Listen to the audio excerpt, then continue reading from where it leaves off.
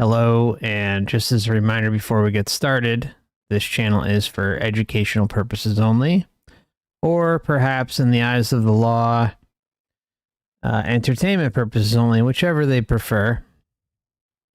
And I want to welcome you back to Forever Conscious Research Channel. Hope you're doing well. And I was about to say happy Saturday, but it's technically Sunday where I am, so better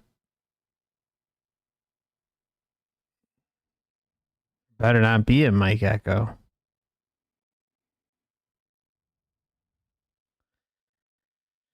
Oh boy. Is there a mic echo?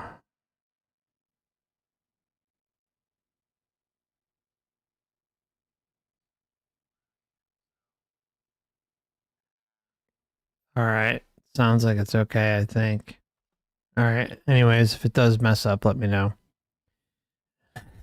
All right. So we're going to try to get through this damn thing, this damn experience, and move along. Okay. So, yeah, welcome back. Happy weekend. It's good to see y'all. It's been what? I don't know, a couple weeks, 10 days, something like that since we last met. And took a brief little break, and gotta do that once in a while. But we're gonna go over the near-death experience of Reinee tonight, and it's a really, really detailed NDE. And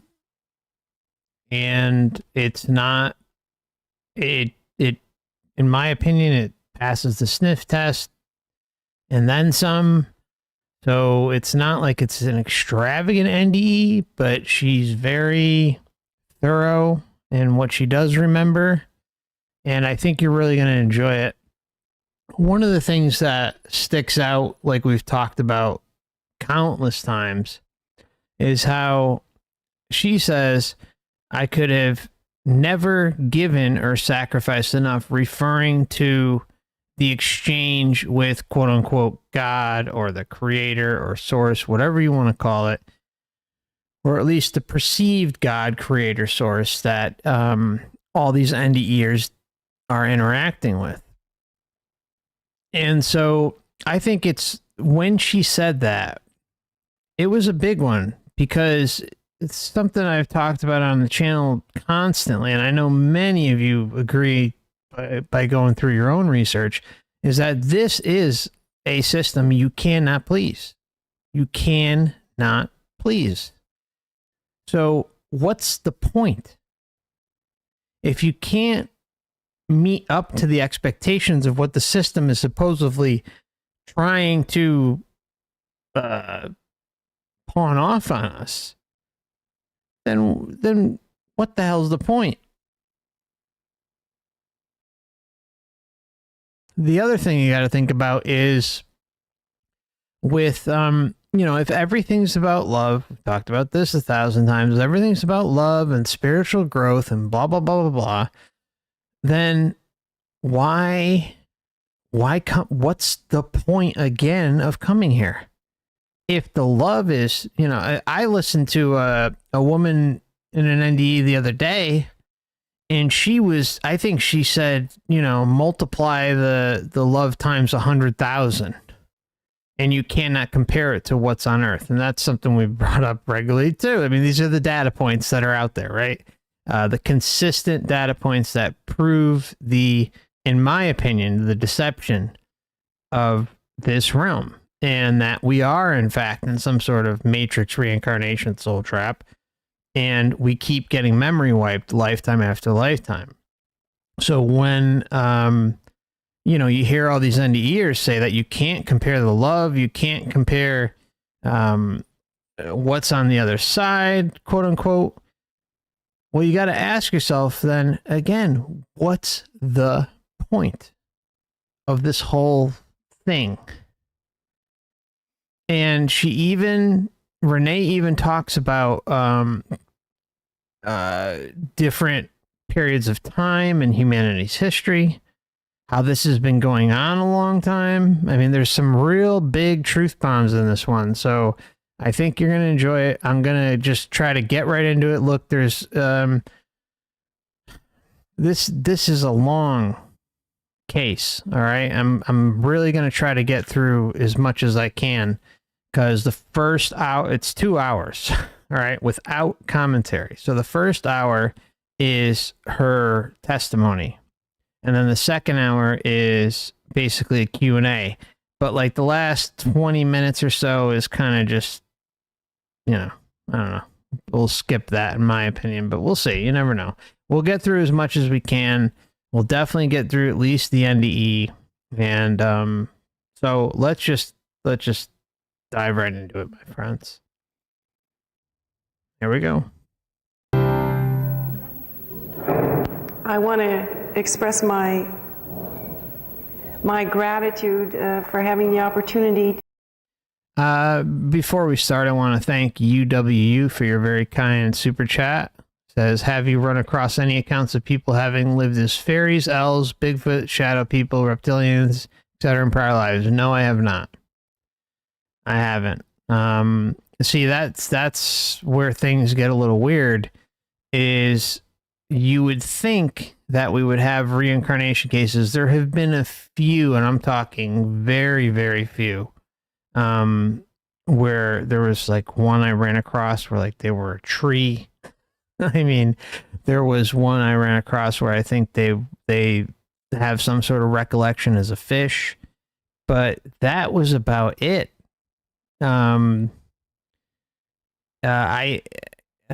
don't want to drone on too much about this, but I think when we come here, we experience different forms of, we can call it consciousness, different forms of existence when we're here. And it could be something like a fish. It could be a tree. I mean, it could be who knows what, right? And then we kind of work our way through the chain of nature until we probably get to become a human. That's what my gut tells me. Now, the system, like, again, like I always try to frame things this way. Like if you're running this place, I think if that was the case, you would want to make sure that the memory wipe is successful. So if you're a different species, you may not be able to have such recollections. And maybe they divide it up by species. For instance, there was an NDE I covered with a young child. This was a while ago, maybe a year or two ago. And he's being interviewed on camera, and there aren't many on camera, but there are some. And he said that he felt like he went down the wrong tunnel, and he went where animals and nature would go to die. He veered off, like there was like a split in the tunnel, and instead of going down the human tunnel, he went down the animal tunnel. Okay. And he said he like fell into a flower, and that there was a bee there, and it was night, and there were dogs and stuff like that. So, and I think he was about maybe 7 years old.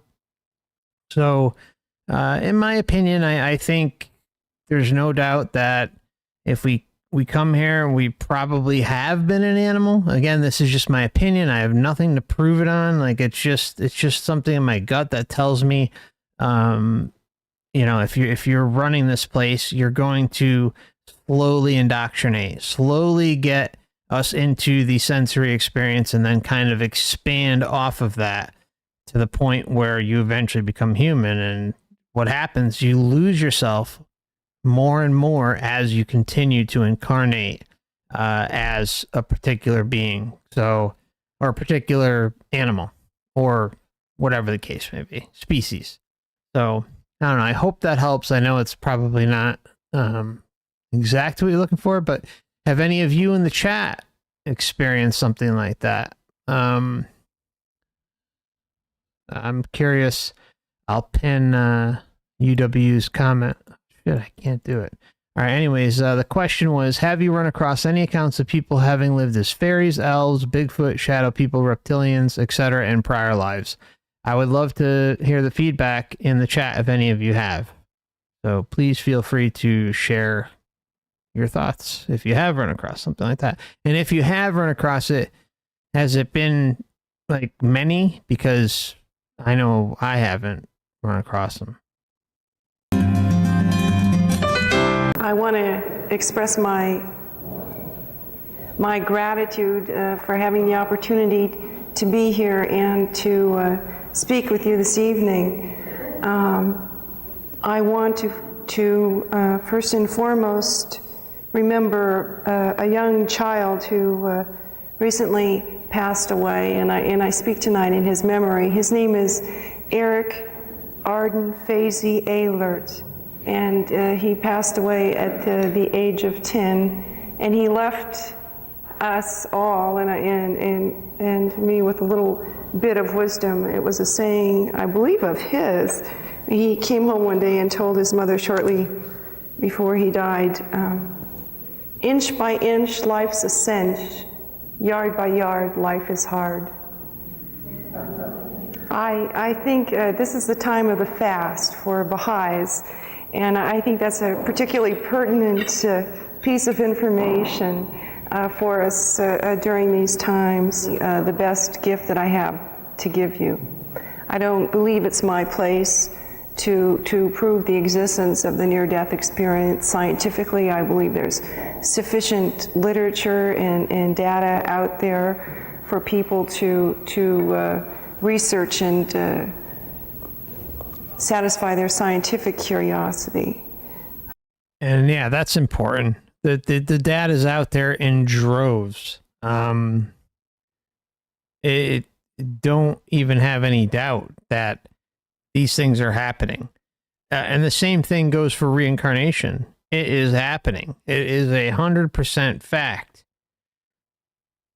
Now, the extent that it all goes is anyone's guess, but when you kind of bring in past life regressions, past life recall, and everything else that we discussed, the after-death communication, shared death experiences, I mean, the breakthrough trips, I mean, we can go on and on and on. When you bring all this stuff together, and remember, they're just labeled differently. But, and granted, yeah, like especially things like past lives, life between lives, like those are different, and then pre-birth experiences are different, but they all blend in to show the blueprint of what's going on here. And NDEs are very real. Reincarnation is very real. It's happening. It's a fact. One of the things I do like to mention for those who may be on the fence about reincarnation is check out the birthmarks connection with Dr. Ian Stevenson. Now, and then Jim Tucker took over after Dr. Stevenson died at the University of Virginia Division of Perceptual Studies and furthered the work. And then there's also some other researchers out there too that are looking at it. Some are they reach a little, especially with facial comparisons and stuff like that. But nonetheless, it's a fact. It's happening. We just don't know the extent of it. But when you take into account that the memory wife's happening, oh boy. I mean, you can see how this whole system can get away with this bullshit.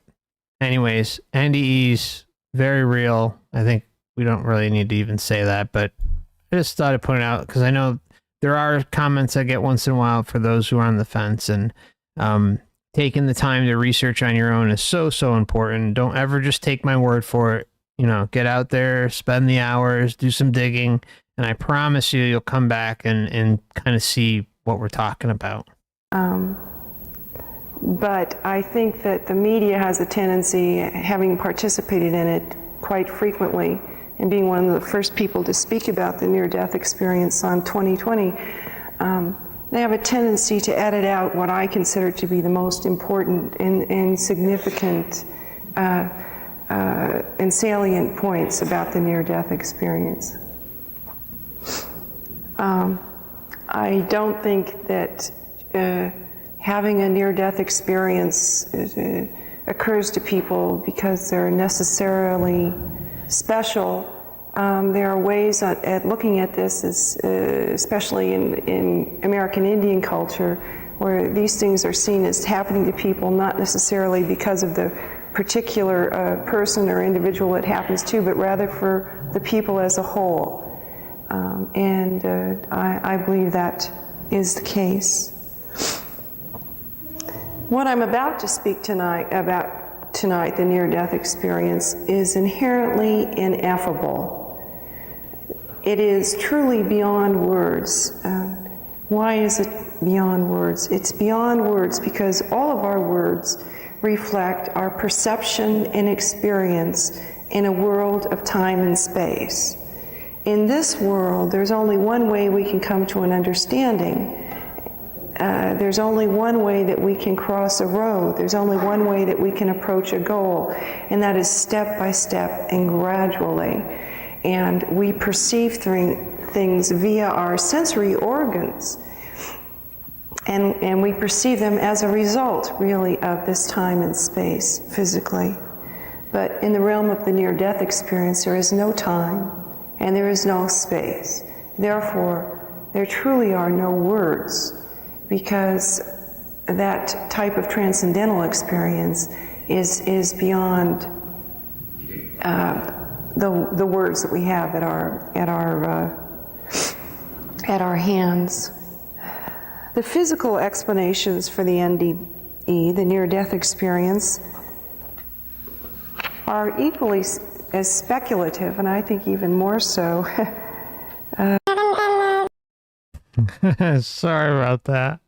Than the spiritual or the religious. They seem to be forced and inadequate. There are those that have said that the near-death experience is a result of wishful thinking. This really doesn't make much sense because wishes differ entirely amongst individuals, as do expectations, and the 5 common elements have been found across all faith groups and people, cultures.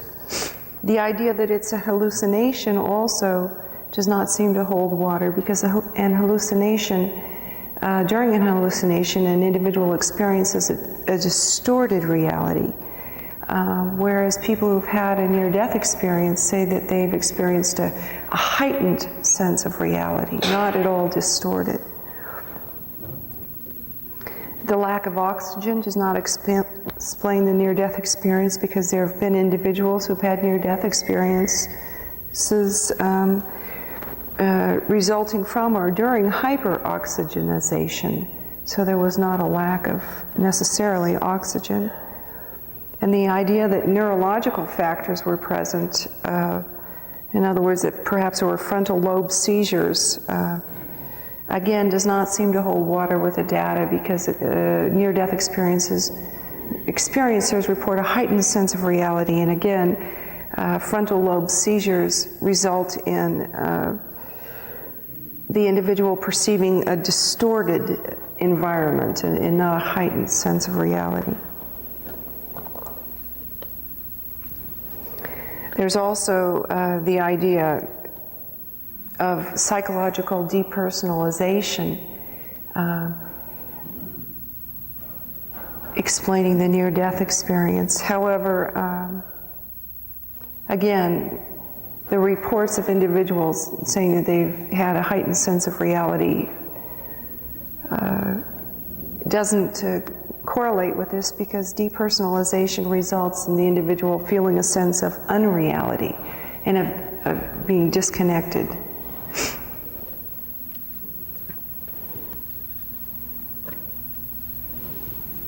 Well, with that as introduction,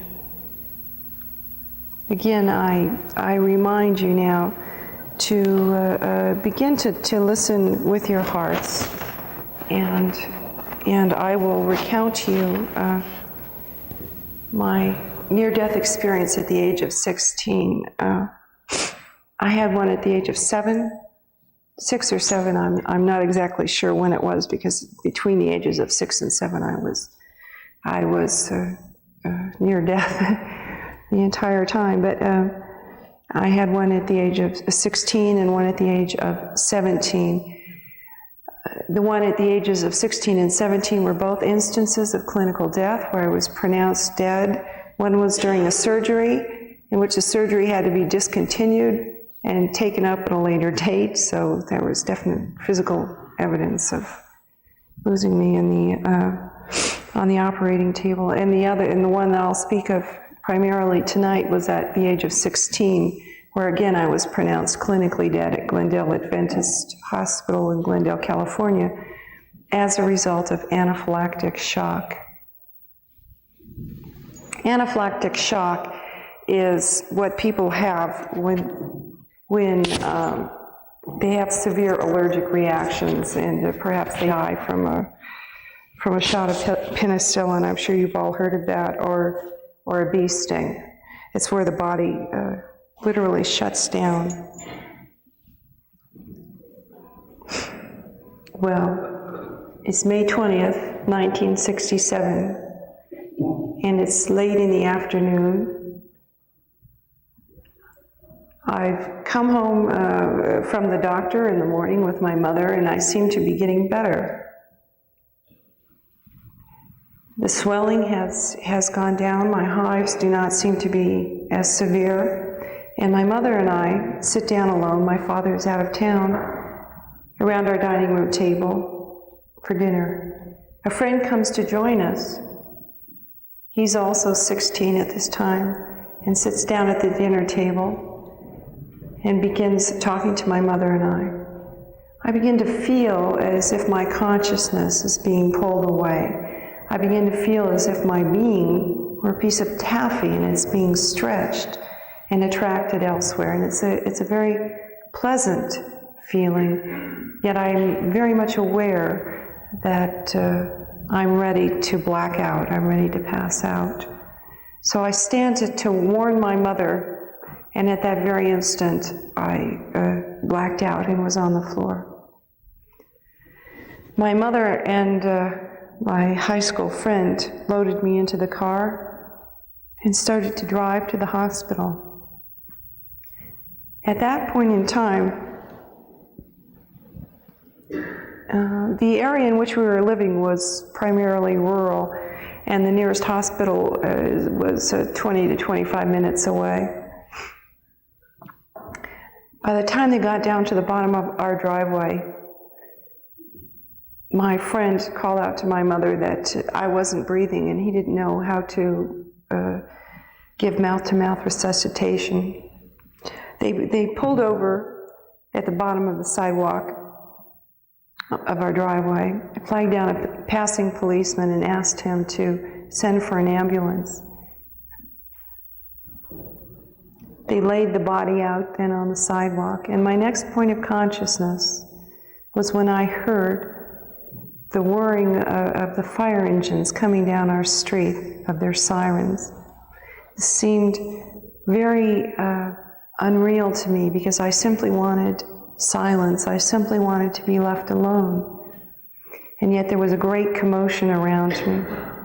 I heard the shuffling of the firemen's boots and the whoosh of oxygen from the mask being forced down my throat. And I heard then my best friend calling out to me, "Reinee, don't die, Reinee, don't die."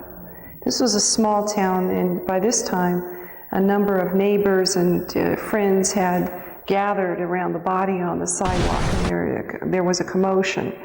And that was what I was aware of, was this commotion and my friend calling me, "Reinee, don't die." This to me seemed impossible and absolutely absurd. But I realized intellectually that I was 16 and that I was dying, and that I had a responsibility to fight for my life. I had a responsibility to avoid being sucked into the sense of peacefulness and security that I felt attracting me. And I began to fight for my life, not for my sake, but for the sake of my friend, for the sake of my mother, for the sake of my neighbors. And I tried to will my heart to beat. I could literally feel the blood slowing down in my legs and my toes and my feet. But I willed the heart to keep beating, to keep moving the blood, until this became a battle that was too much to endure. It became too much of a struggle. And I realized that it was simply beyond my control, the matter of life and death. And I surrendered to the power that created me at that point in time.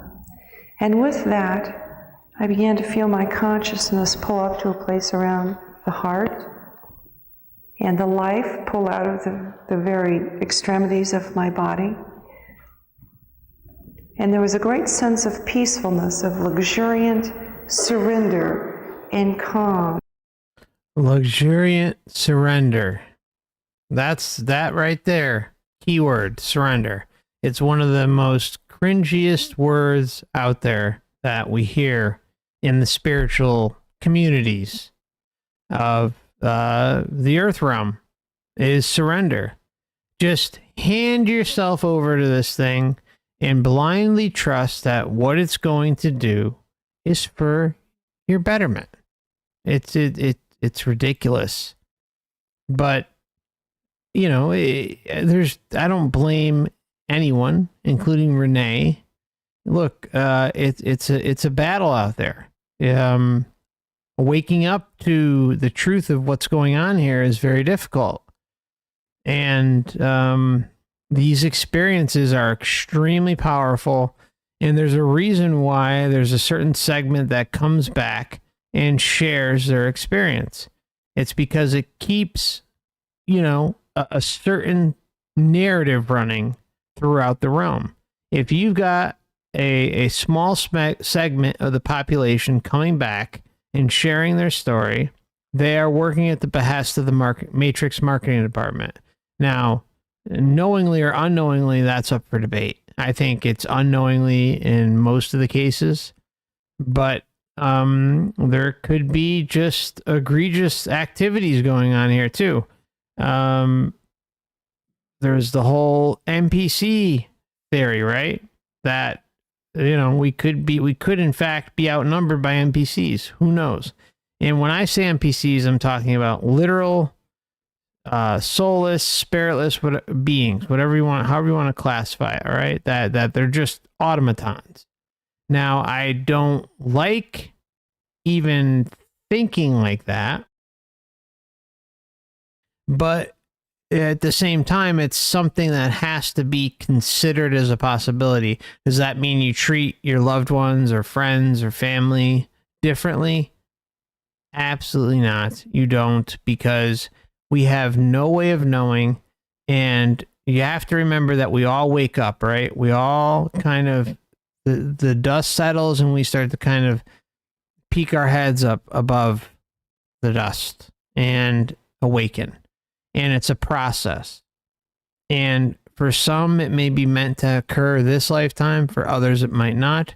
But the point is, you know, this is something that's on the table. And you should never, ever treat anyone differently just because they are likely lost within the Matrix programming. Remember, early childhood development, intergenerational trauma, that happens. There's a lot to it, and you cannot judge others or assume that that you're dealing with an NPC when you in fact do not know it. There is no way to verify it. So, you know, I'm just throwing that out there because it is something to consider and think about. It likely is happening.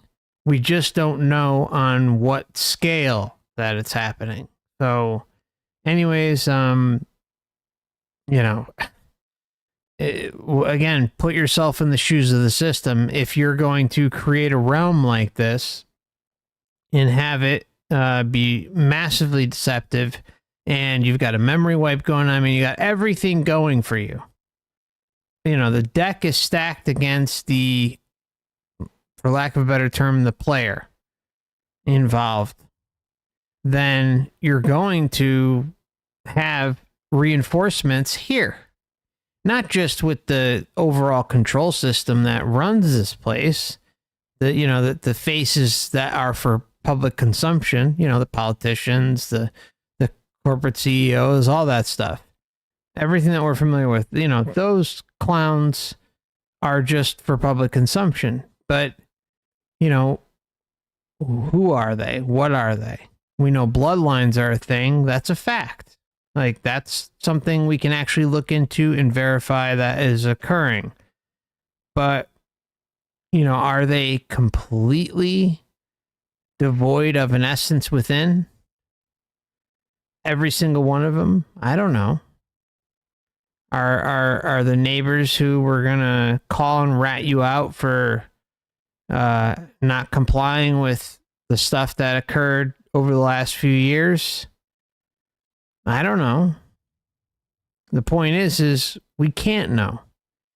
And you should have compassion and empathy for those that you're around, including your friends, family, neighbors, and hope that they at some point wake up. And it just may not be their lifetime for that to occur. They just might not be ready. So please don't treat anyone differently and think you know it all, because you don't. If there was something, I could sit here and say, hey, this is what to look out for, blah, blah, and this is the reason why, and here is the data, blah, blah, blah, then it'd be different. But a lot of it's assumptions, and you've got to have a heart, right? You've got to have a heart for those that are lost and still believing in the illusion that is the Matrix. So anyways, just something to think about. And there was a great sense of peacefulness, of luxuriant surrender and calm and beauty that we don't usually have access to in this realm of existence. The glory of God. Thank you.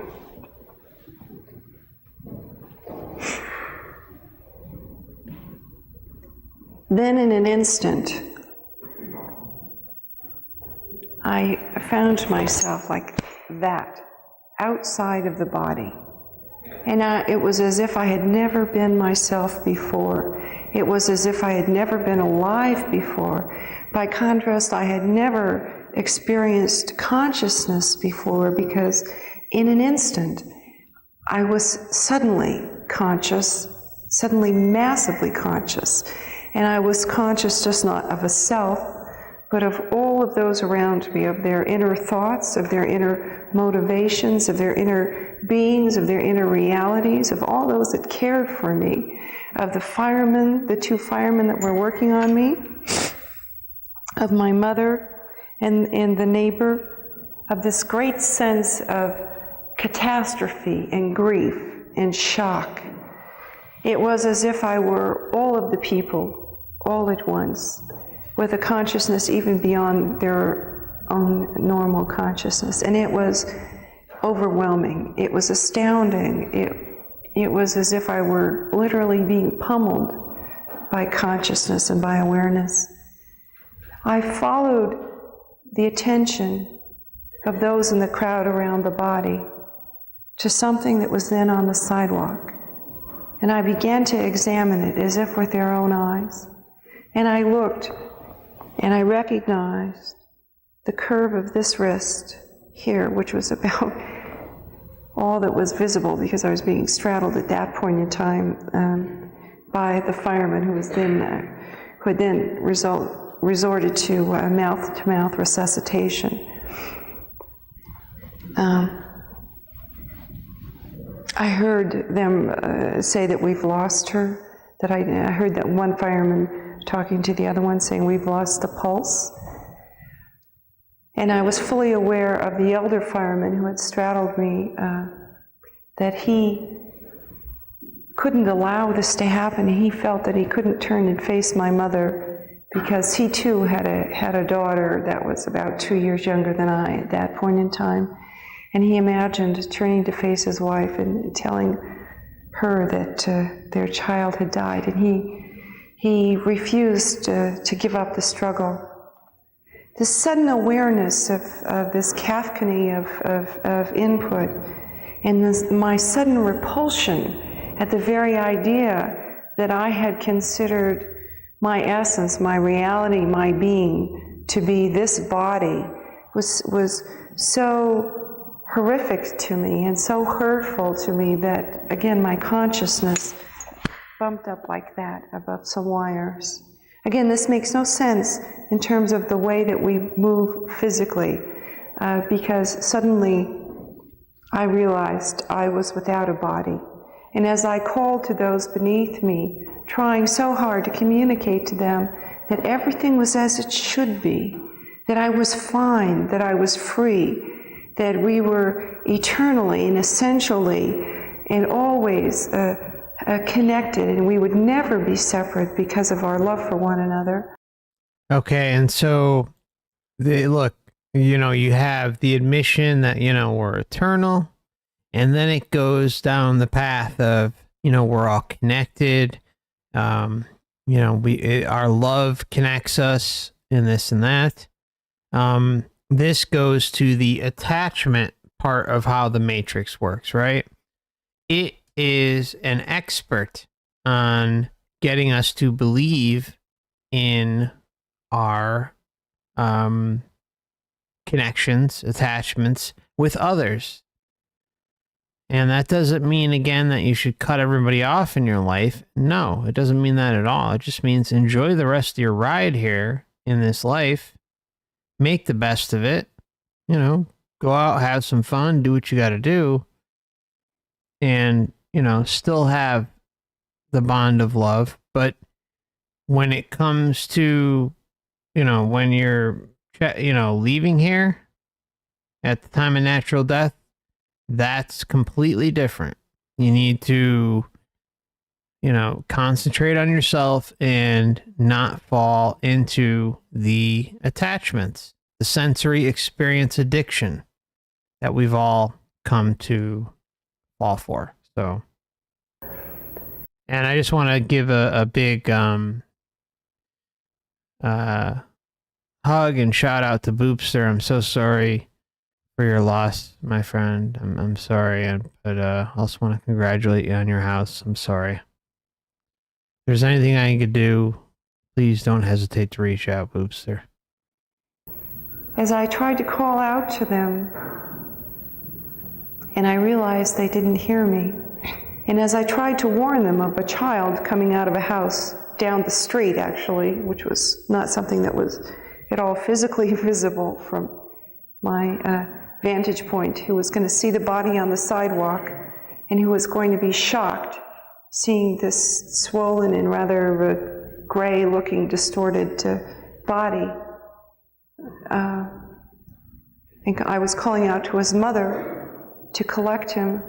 Then I realized that they couldn't hear me, that I couldn't touch them, that I had no mouth, I had no voice, I had no body, I had no place in this realm of existence anymore. And so, with that realization, I called upon God for assistance to God. Okay, so here we have exactly what the issue is, right? She called out to God. She opened herself up and made herself available to, quote unquote, God. And so what is that? That's intention. That's her, doing her thing and consenting to interact with something who she perceives as God or source or creator within the matrix system. Now, I leave everything on the table as far as, is there like a one source or one creator for all of us? I don't know. I mean, I tend to veer towards no more than yes. I mean, my thinking on that's changed drastically because, again, it's something I don't know. And it's one of the biggest things that is pushed here in the realm. And when something is so massively pushed and in your face and crammed down your throat from a very young age, then it has to make you question, are there ulterior motives? And this Matrix is an expert at that. I mean, it gets the top grades in the class all the time on deception. So you got to ask yourself, if the system wants me to pay attention and wants me to believe in something, then there's a high likelihood that it's BS, that it's the opposite. And what's the opposite? That we are all creator beings. We are all source beings, whatever you want to call it. We're all on an equal level playing field. And that is what I think the case is. So, the point is we don't know. We have no clue. And that's why I kind of, when I talk about exiting the matrix and taking the sovereign path with non-interference as your driving force and going to a realm of your own creation that is impenetrable, that's why I'm at where I'm at, because I don't know, you don't know, we all don't know. And it's better to be safe than sorry, right? Why roll the dice? Because we don't know. But one thing we can be damn sure of is that, yes, this realm is a big fat deception. The afterlife linked to this whole place is one big fat deception, and they work in unison together. So it's not that far of a stretch to think that the whole God, creator, source narrative is BS. Or it's, the feeling, how many individuals do we hear from in NDEs and various other experiencer types where they tell us flat out, that they feel like they are at home. Well, who's to say that home isn't the home within the overall matrix system? What about what's outside of that? That's what I'm getting at. It's like, we don't know. We're clueless. We're all sitting here twiddling our thumbs.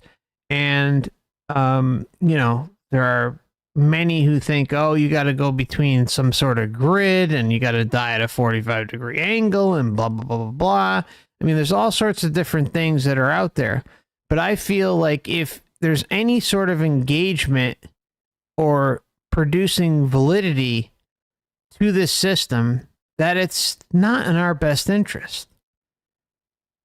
This system wants you to think that you've got to do this, you got to do that, you got to believe in this, you got to believe in that, and it just goes on and on and on. It's relentless. So why wouldn't come on, die at 45-degree angle? How stupid is that? Go between the grid. What does that mean? That means that, you're giving your intention over to this illusion that may or may not have your best interest at heart, when you can go right now, tonight, tomorrow, or over the next few weeks, at some point you can go and work on astral projection and go outside of your body and prove to yourself, hands down, that you are a creator being and that you can banish things out of your existence. You can tweak and edit things. You can go in one realm, leave another. You can do all sorts of amazing things. But yet we're supposed to believe through individuals like Wes Penray and others that you have to go through a grid. Yeah, what is that doing? You're just freaking entertaining the illusion. There's so many ridiculous things out there. I think the exit is simple. Intention. What's your intention? To leave. So do it. That's it. I think it's that simple. And yeah, I mean, obviously, we've gone over kind of like the general outline of how to do it when you come at the time of natural death, but why interact? Why give any sort of credence to this illusion that has just kind of proven itself to be the biggest, fattest, stupidest deception on Earth or in the Matrix? I mean, you know, it's just like, don't give it any room to breathe. Don't allow doubt to creep into your essence and make you question or think, oh, well, what if this? What if that? What if this? What if that? You know what? Trust me, we'll find out, but don't give into it. That's all. That's all I'm saying. That's it. Just take the sovereign path. It can't hurt. If everything is all that it's cracked up to be, the light is God and source and the creator and everything is as advertised. Well, trust me. I'm sure they're not. If everything's about love and growth and this and that, well, trust me, they'll welcome us back with open arms. But until that time comes, why give them any sort of upper hand? They have proven themselves time and time again to be the most manipulative SOBs ever. And yet you want to give them the upper hand just because some guy on the internet says go between the grid. Some guy says, oh, you got to die at a 45-degree angle. Are you kidding me? Come on. It's just like, just hand your sovereignty over on a plate to the Matrix and say, here, take me. Just take me. I don't know. It's just, nothing has power over you. Nothing has power over me. Nothing. And those who think they do, they're just a joke, a clown world. But don't let yourself fall into the trap of doubt. That's the worst. That's exactly where they want us to be. They want us to doubt ourselves. They want us to not realize our true power and reclaim our complete essence. That's exactly what the system wants. It's shown it time and time and time again, not just here, but in the astral. So anyways, make of that what you will. I just don't give them a freaking inch. That's all I'm saying. And so, with that realization, I called upon God for assistance to guide me to my new home. My consciousness, which then could best be described as if it were a ball of light, and it was conscious, and it could perceive into like a sphere. Like it had massive senses in a spherical sense, then began to rise. And as I rose, I saw beneath me the street and the town and the little valley and the little area in which we lived. And then I began to continually ascend until I could see the entire earth. And I could see not in the sense that one sees with physical eyes, where I am the perceiver and there's an object here that I perceive, but this seeing was really a sense of being, of experiencing, of knowing, of a total gestalt, you might say, of the entire earth. And I could see that the earth was essentially one, and that we as human beings have a unique creative and spiritual responsibility for the state of the earth, because really by the state of our hearts we can create around us in our environment effects. And I could see that nothing existed for an instant without purpose. Nothing existed alone. No thought went unnoticed. The intention of no heart went without impact upon every molecule in existence, let alone you can imagine the impact of one heart upon another, even of people who had no connection or way of knowing one another. You could see that the earth was one and that we, as the human body, were one.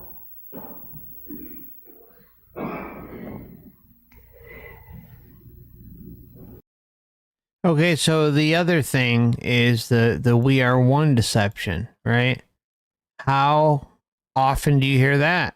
I mean, that's a massive thing that's propagated here on Earth.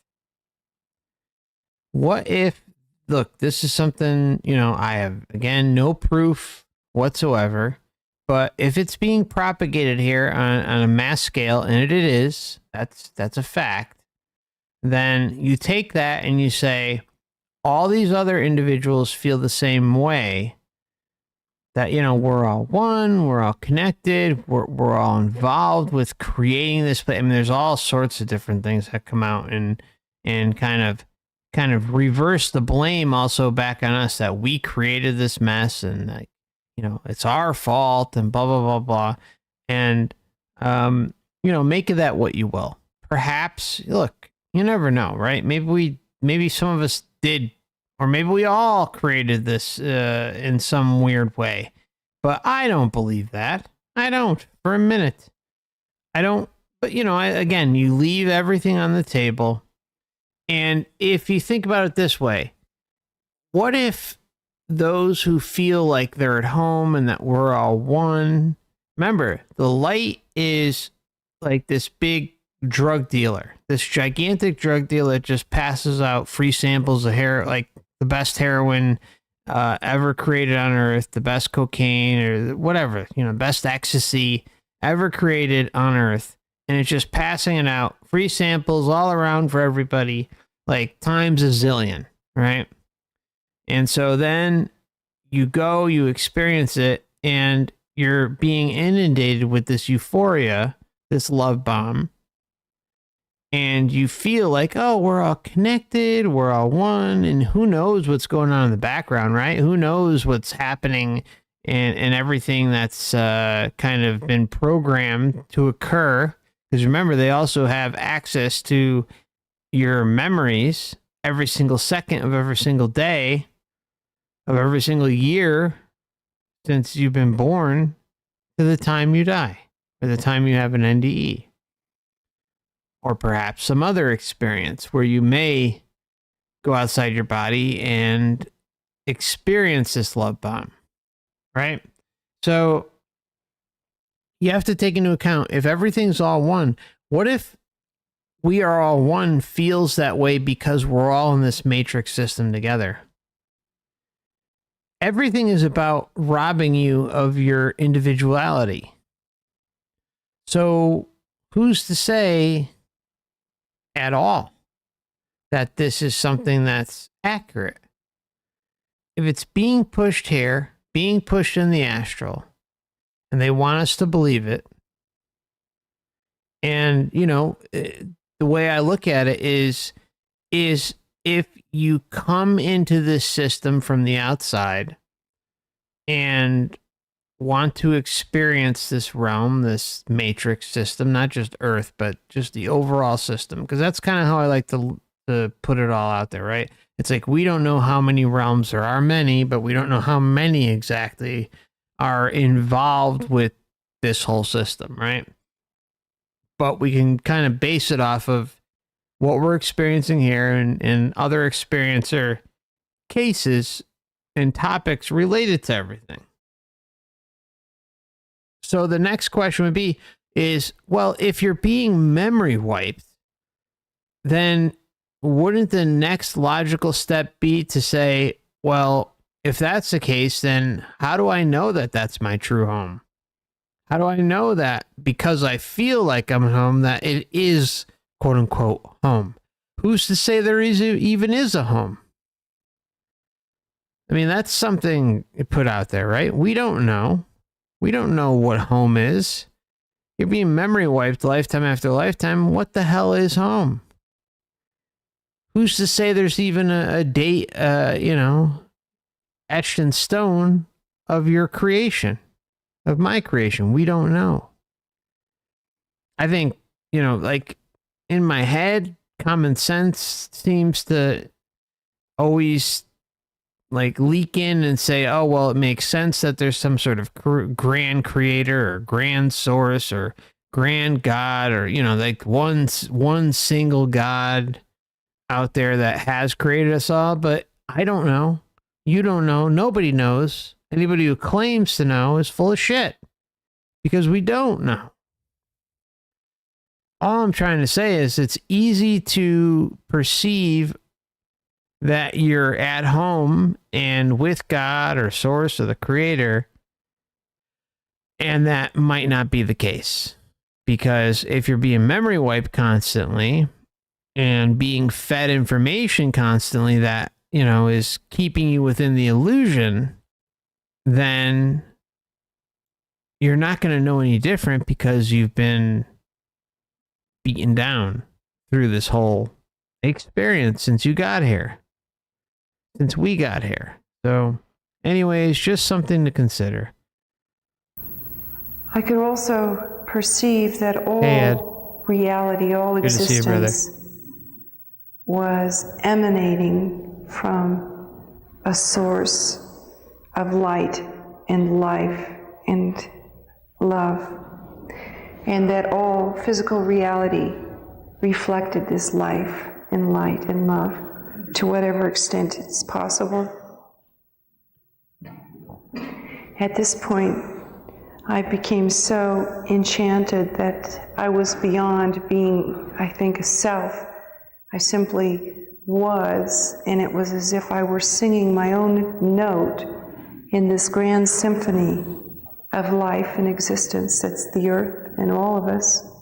And I began to sing, I am. And it was not a statement of ego or self. It was really a statement of absolute love, that by my being I simply was expressing absolute love and connectedness and unity and harmony with all of existence. And I was adding my particular and absolutely unique note to this grand song of life that reverberated throughout all existence. I turned then to the source of light and life that I could feel penetrating this physical world. And I began to move towards it. And as I moved towards it, I entered what I can... Okay, so notice how she said this source, this light, whatever, penetrated this world. Of light and life. My particular and absolutely unique note to this grand song of life that reverberated throughout all existence. I turned then to the source of light and life that I could feel penetrating this physical world. And I began to move towards it. And as I moved towards it, I entered what has been described as the tunnel. It was really a place of transition. It was a place that I perceived to be limited, a place of relative darkness, and it seemed to be a place of confusion for many souls who were wandering there. They were beyond my assistance, but I remember praying for them and remember knowing that I was powerless really I was powerless. Remember, she's asking for assistance. Now she's saying she's powerless. Talk about just handing yourself over on a silver platter to the Matrix. My assistance, but I remember praying for them and remember knowing that I was powerless really to touch these beings. What moved me through this phase of the experience, through what's known as the tunnel, this constricted sort of a junction between the worlds, I discovered was not a decision on my part. It was not a motivation. There was no way to gain one's a place of location. It was as if I were a diver at the bottom of the sea without being able to see the sun. What moved me through this place of transition was love. This was the force, the attractive force. And there it is. There it is. What moved me through this force was love. You know, and she's acting like, oh, I'm at the bottom of the ocean. I mean, again, just hand yourself right over to the Matrix and just right on a silver platter and just say, here, take my complete essence. I am at your disposal. I'll do as you please. I mean, this is the problem. It's like, it's so powerful, but it's only powerful because we continue to engage with it. Stop the engagement, realize your true essence, your true power, get the hell out of the Matrix. And the motivator that moved me through this phase of transition. And this was the love of all loves. It wasn't mere human love, but it was really the love of God, the love of goodness, the love of beauty, the love of mercy, the love of compassion, the love of all of those abstract spiritual qualities. This moved me through that place of transition. And as I moved, the thought and the reality became one and the same as I wondered whether I would be alone. And at that instant, I merged with my uncle. I wondered if I'd be alone. And well, what happens? Remember, she's given herself up to the system every step of the way. And now she's like, I wonder if I'm going to be alone. You know, and again, Reinee, if you're listening, I don't mean any ill intent towards you. It's just, you know, I cover these experiencer cases, doesn't matter who it is, and kind of give my opinion on it. But nothing aimed at you personally ever, or any experiencer that case that we go over. The point is ask and you shall receive. Am I going to be alone? And then all of a sudden, boom, the floodgates open. It just keeps going and going and going and going. She just can, every step of the way, she is just saying, hey, take me, it's all good. And this was a glorious homecoming. It was glorious. Because I had been very enchanted with my uncle. He had been about 6'5", very tall man, looked like a Mohawk. My uncle Gene, and he had passed away about a year and a half before, and I was very sad because he lived on the other side of the country in Tennessee and North Carolina, and we lived in California, and I never had a chance to really spend any time with him in this life, although I loved him dearly. Okay, so, you know, she has this connection with the uncle, never got to spend any meaningful time. Now, see, this, if I had to guess, again, this is just a guess, but based on the consistent patterns with how this place works, the Earth experience, is that the uncle is someone very, very significant in her soul group. And, you know, they may not have been together the way they wanted to in this lifetime, but they've had some serious, you know, interactions in past lives. So there's this connection there. And, the uncle died a year before.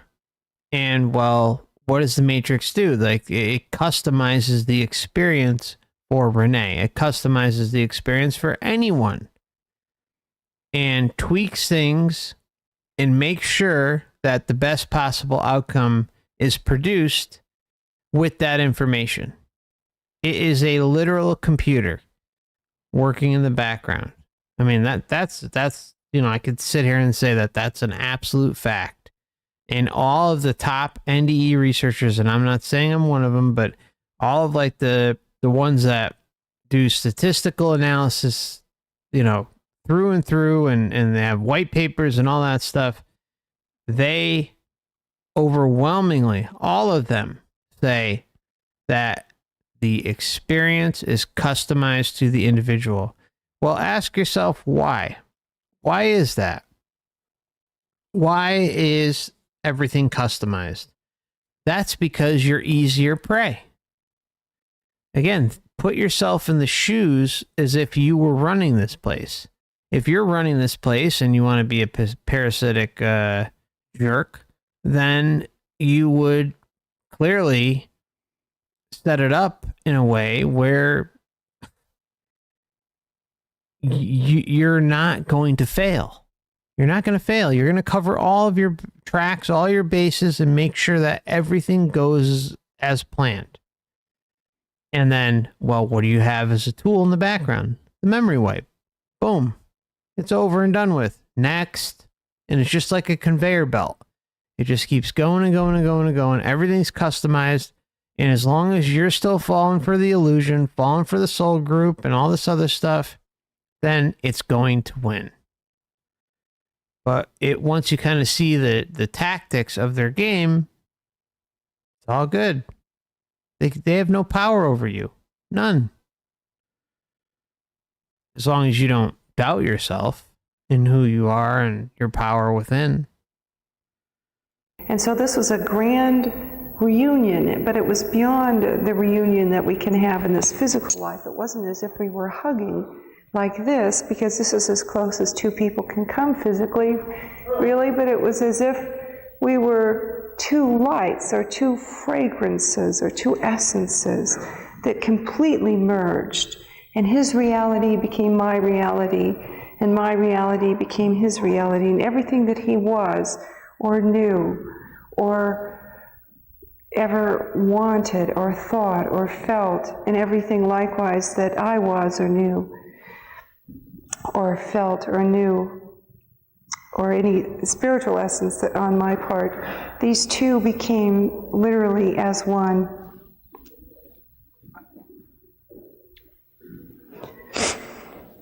While this was incredibly joyous, still I felt beyond the calling of my ultimate home.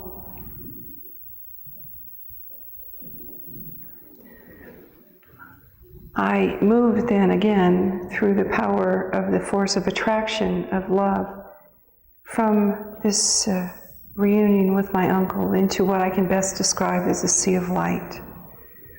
This sea of light, it was as if one had entered the solar wind, and it was as if every atom had become a sun in and of itself. And every one of these suns was singing and welcoming me as an individual into this realm of existence with a song of beauty and unconditional love. This love of which I speak can best be described as agape, not as human love, but rather this impersonal, global, pure, unconditional, selfless and stainless and creative force of love that I felt. And I felt these suns welcoming me into the sea of light. And again, I was being moved through the sea of light on waves of greater and greater and increasing love. Then again, in an instant like that, I entered the center of the sea of light, which was, to me, the essence of all essences, the source of all sources, the source of all life and all reality and existence.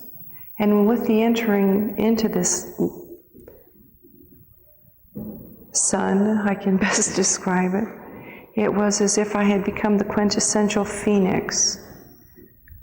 The entering into this sun really became the instant of dissolution of self, the dissolving of the personal and separate reality that we know to be ourselves.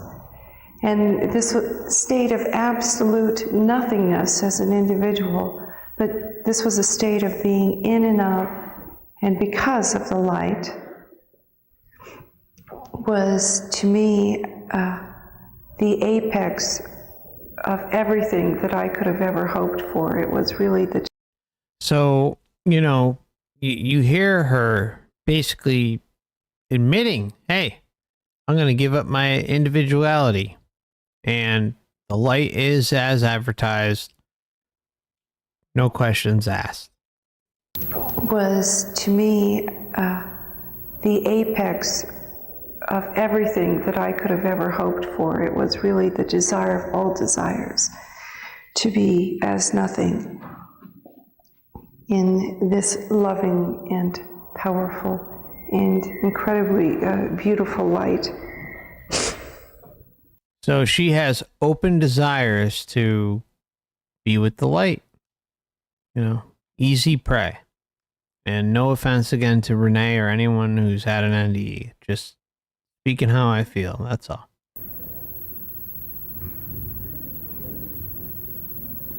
It seemed that I existed in that state of nothingness, really, for a time beyond time. And yet, then again, I was gathered together as an individual. It was as if I had become sands upon a shore, and I was gathered together and put back as the individual that I had always known as my own consciousness. And at that point in time, I was called to account for the deeds of my life. This is what's spoken of in the near-death literature as the life review.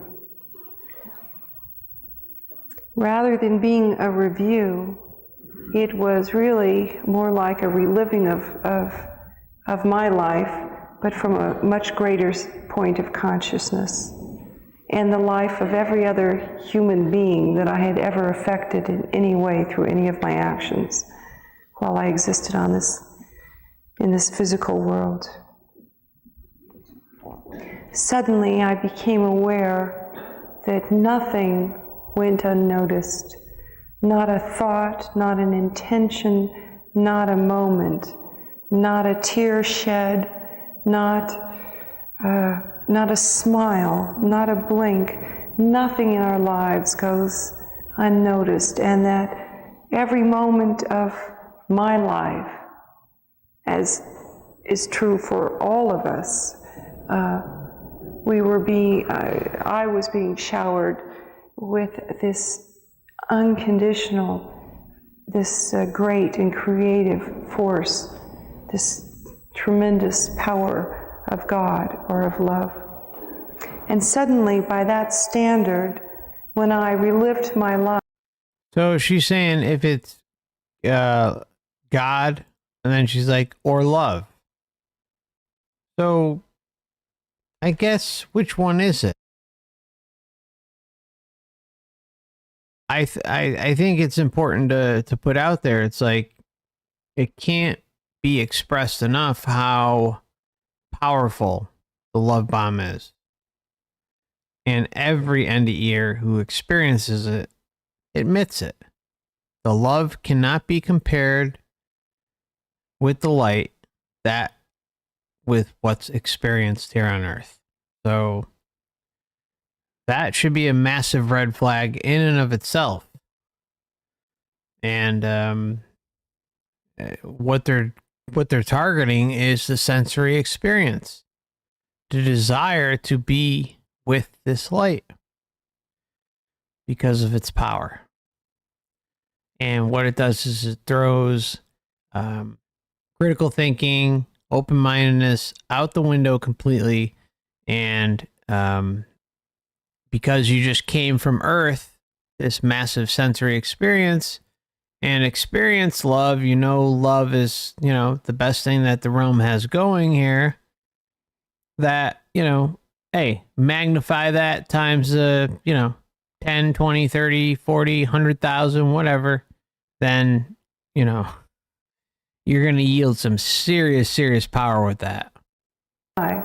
It was as if I had held a candle to the sun, and I instantly had a point of perspective.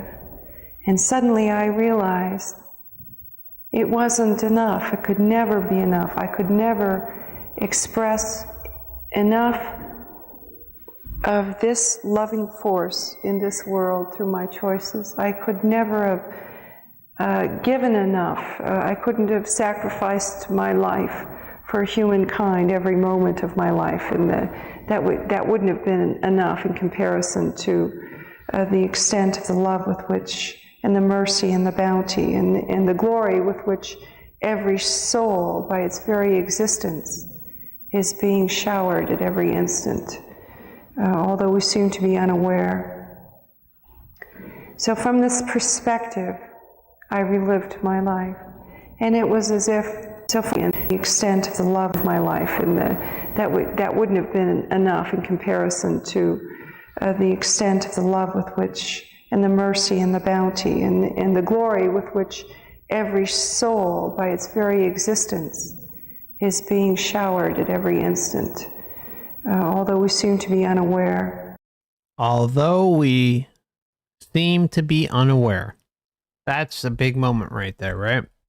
Where she's telling us point blank, it's like, oh, well, you can have all this going for you here, but when you go over there, it doesn't compare. And, well, we forget. We're not aware. So the question obviously next should be is like, why is that the case?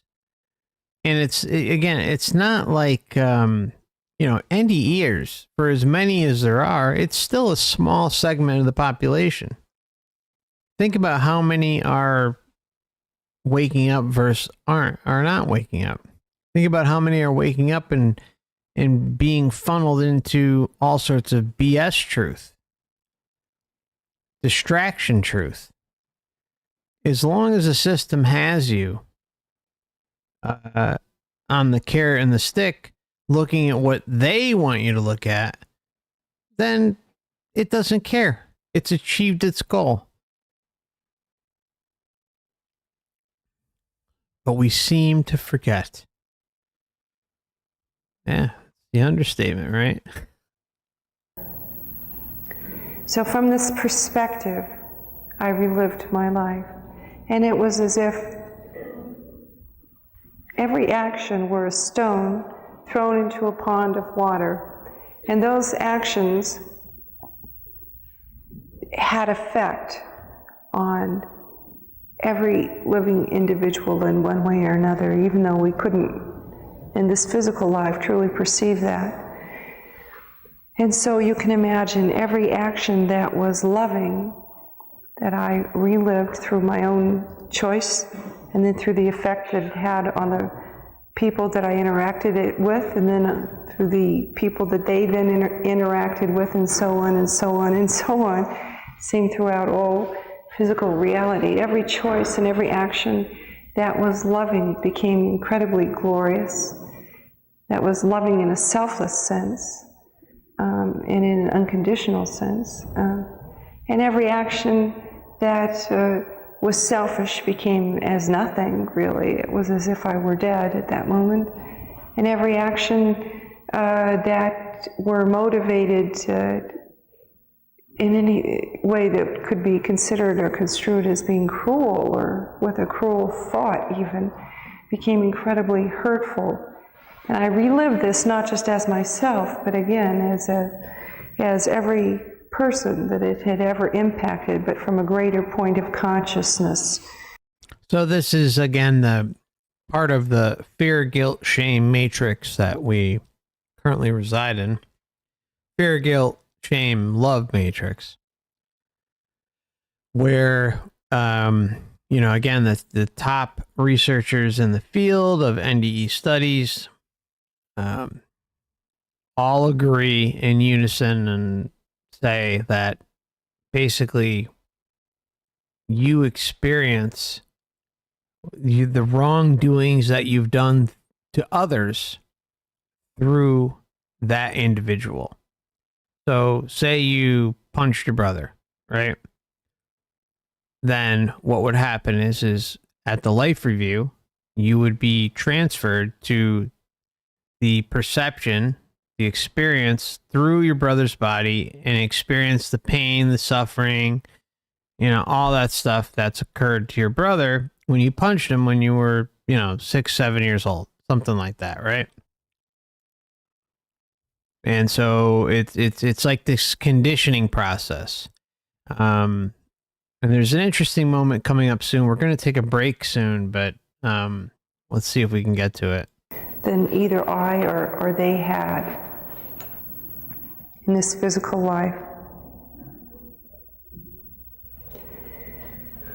I became aware that the greatest of my actions was not having owned anything or having known anyone or having been given any titles or names or having achieved anything in this physical world of existence that was necessarily recognized by humankind, such as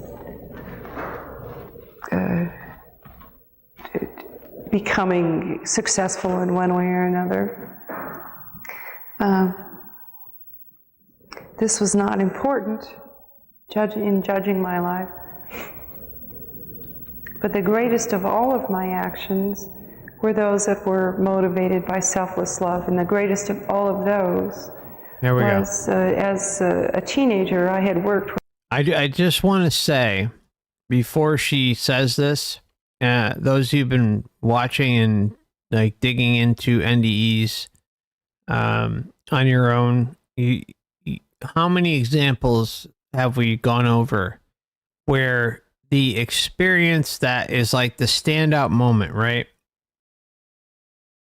is something that is ridiculous? Like, an old lady dropped her, dropped a quarter on the ground, and you picked it up for her and just did it.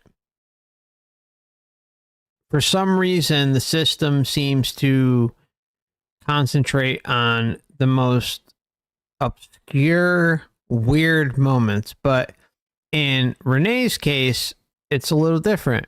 It's actually something that I could, it's a nice thing. It really is. So we have a little bit of a difference here. It's not some rare, obscure thing that makes no sense why the Matrix is like jumping for joy and saying, hey, congratulations, you're amazing, for picking up the quarter off the ground. No, this is actually something that is a very nice thing that Reinee did. Was, as a teenager, I had worked with retarded children every summer.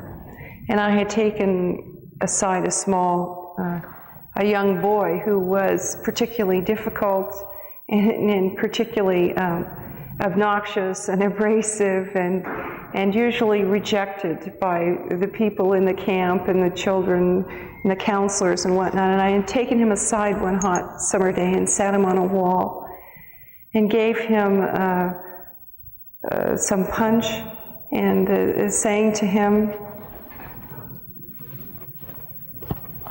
and I simply wanted to express to him that he was precious, that he was unique, that he was lovable by his very existence. I wanted really to express a sense of selfless love to this child who seemed to be abandoned and rejected and viewed as worthless to all. This was an action that no one recognized. It was an action that I didn't even remember until the near-death experience. But this... Now, see, it's interesting, too, is that most NDEers, at least the large percentage that I've run across, they'll always say that they don't remember that this was some thing. Like, until they're reminded, they don't remember that, hey, I did this thing, and it was... And the Matrix looks at it like, oh my God, it's like, hoist her up, and it's like the game-winning home run or something. Like you won the World Series. But again, this is very, very nice of Reinee. Like she did a lot of good here. Probably made his day. It's different than picking up the quarter off the side of the street for the old lady. Just saying. The near-death experience.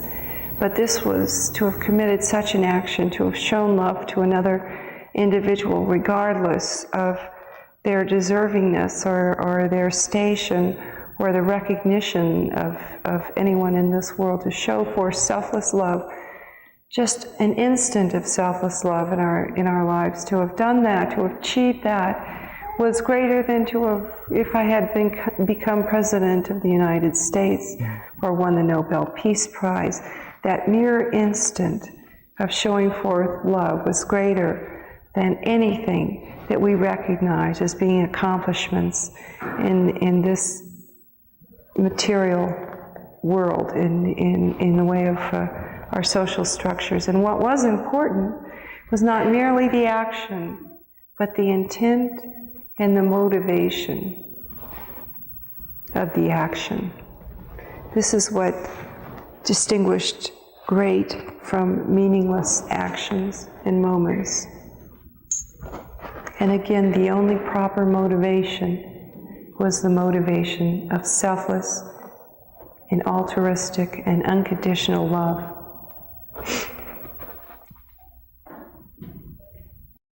So I guess you got to ask the question, right? If you come here and remember everything, the life script is picked out. Like you go through maybe a few life scripts and you pick one, and then it's usually pre-planned with the help of quote unquote your guides or your counsel or your angels, whatever you want to call them, right? I mean, that's what happens.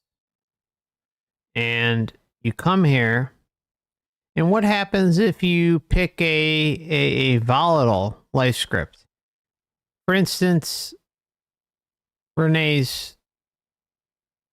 Reinee dealt with, right?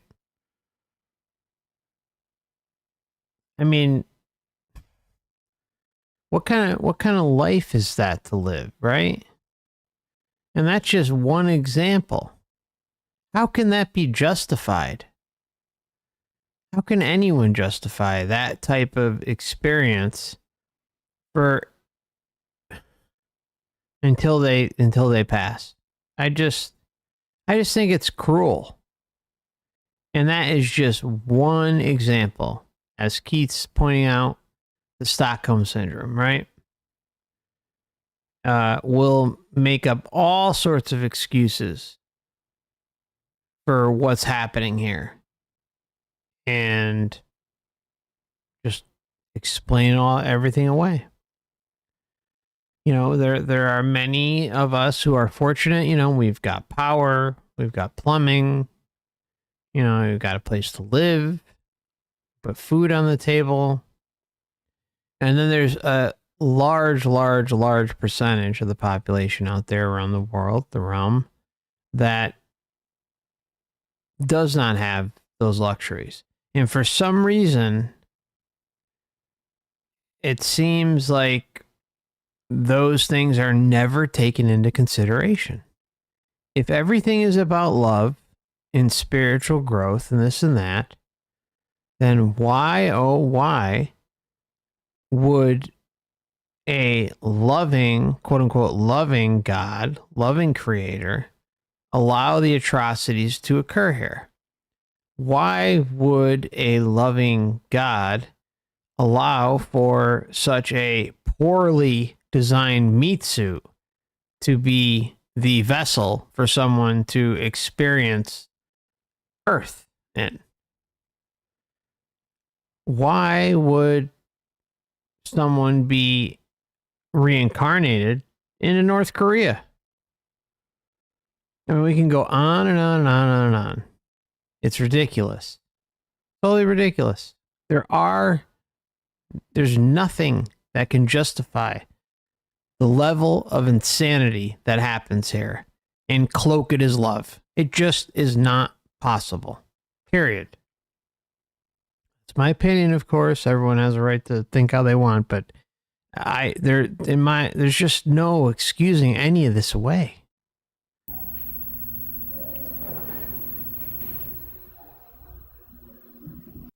Okay, so I think now is a good time to take a break. So we'll be back here in about 5 minutes, and we'll finish up the NDE. We still got a little bit more to go, and I'll try to get through some of the Q&A. I'm not sure how much I'm going to make through it because we had the technical difficulties earlier, but hang in there, my friends, and I'll see you shortly. Thank you.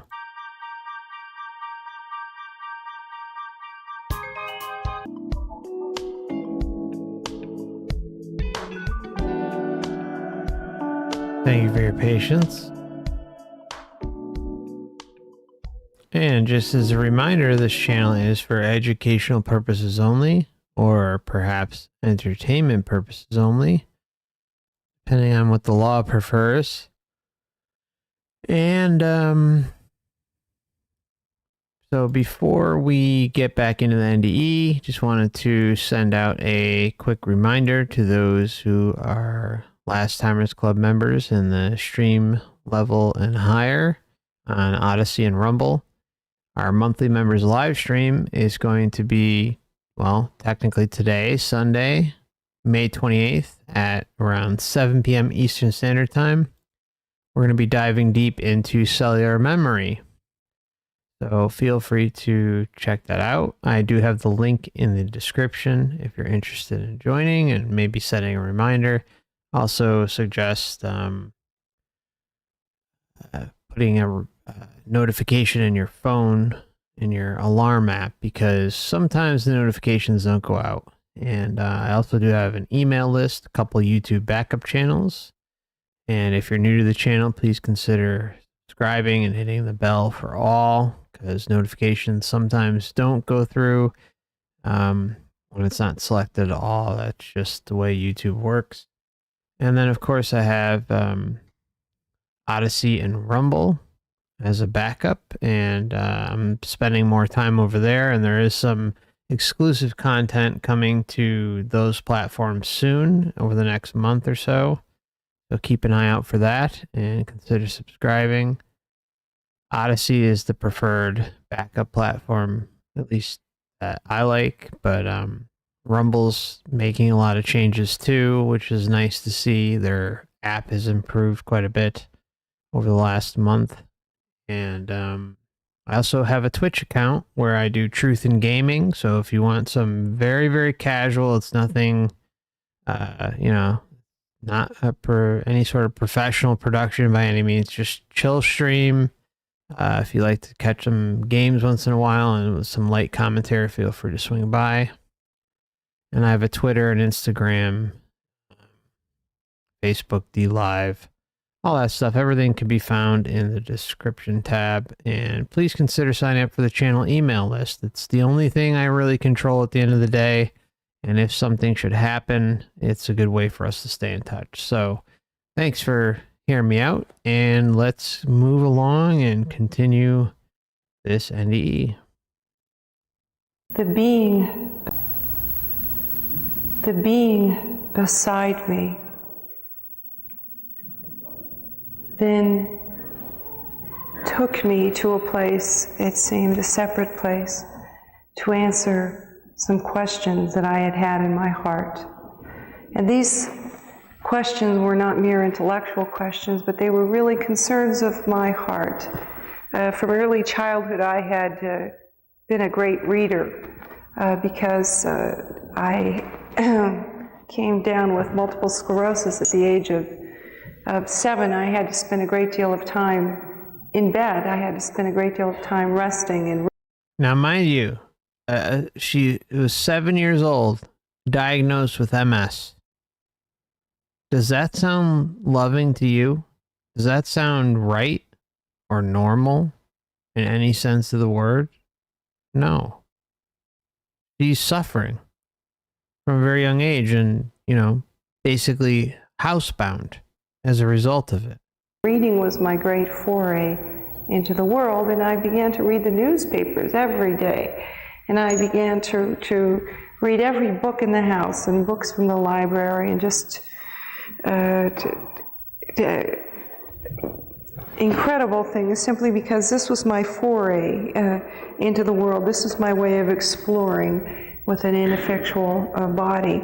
And as a result of this, I repeatedly would question, where are we going? Where's humankind going? Why are we willing to destroy each other? Why are we willing to pile up weapons and annihilate our children and have such hatred towards one another? Those are all great questions. Now, remember what she was saying. She's saying, what did she consume? Books and newspapers. So, if you're consuming newspapers, well, you're getting system narrations, embedded into you. That's not healthy. It's not good. Remember, the do not recommend is your friend on YouTube, or don't recommend channel on Odysee. Rumble's working on their channel blocking stuff, but they've got some good stuff going on too. The whole point is to weed out all of the toxic material that comes your way. And if you're 7 years old, diagnosed with MS, and you're, what do you got to do? You're at the house, like she said, and consuming newspapers and books. Well, you're getting the fair narratives that the system wants you to get, and feeding literally right into the loosh. Hey, Super, good to see you, brother. Because of the names that we label ourselves, or the colors of our skin, or hey, our Terry. ethnic backgrounds, why Harley.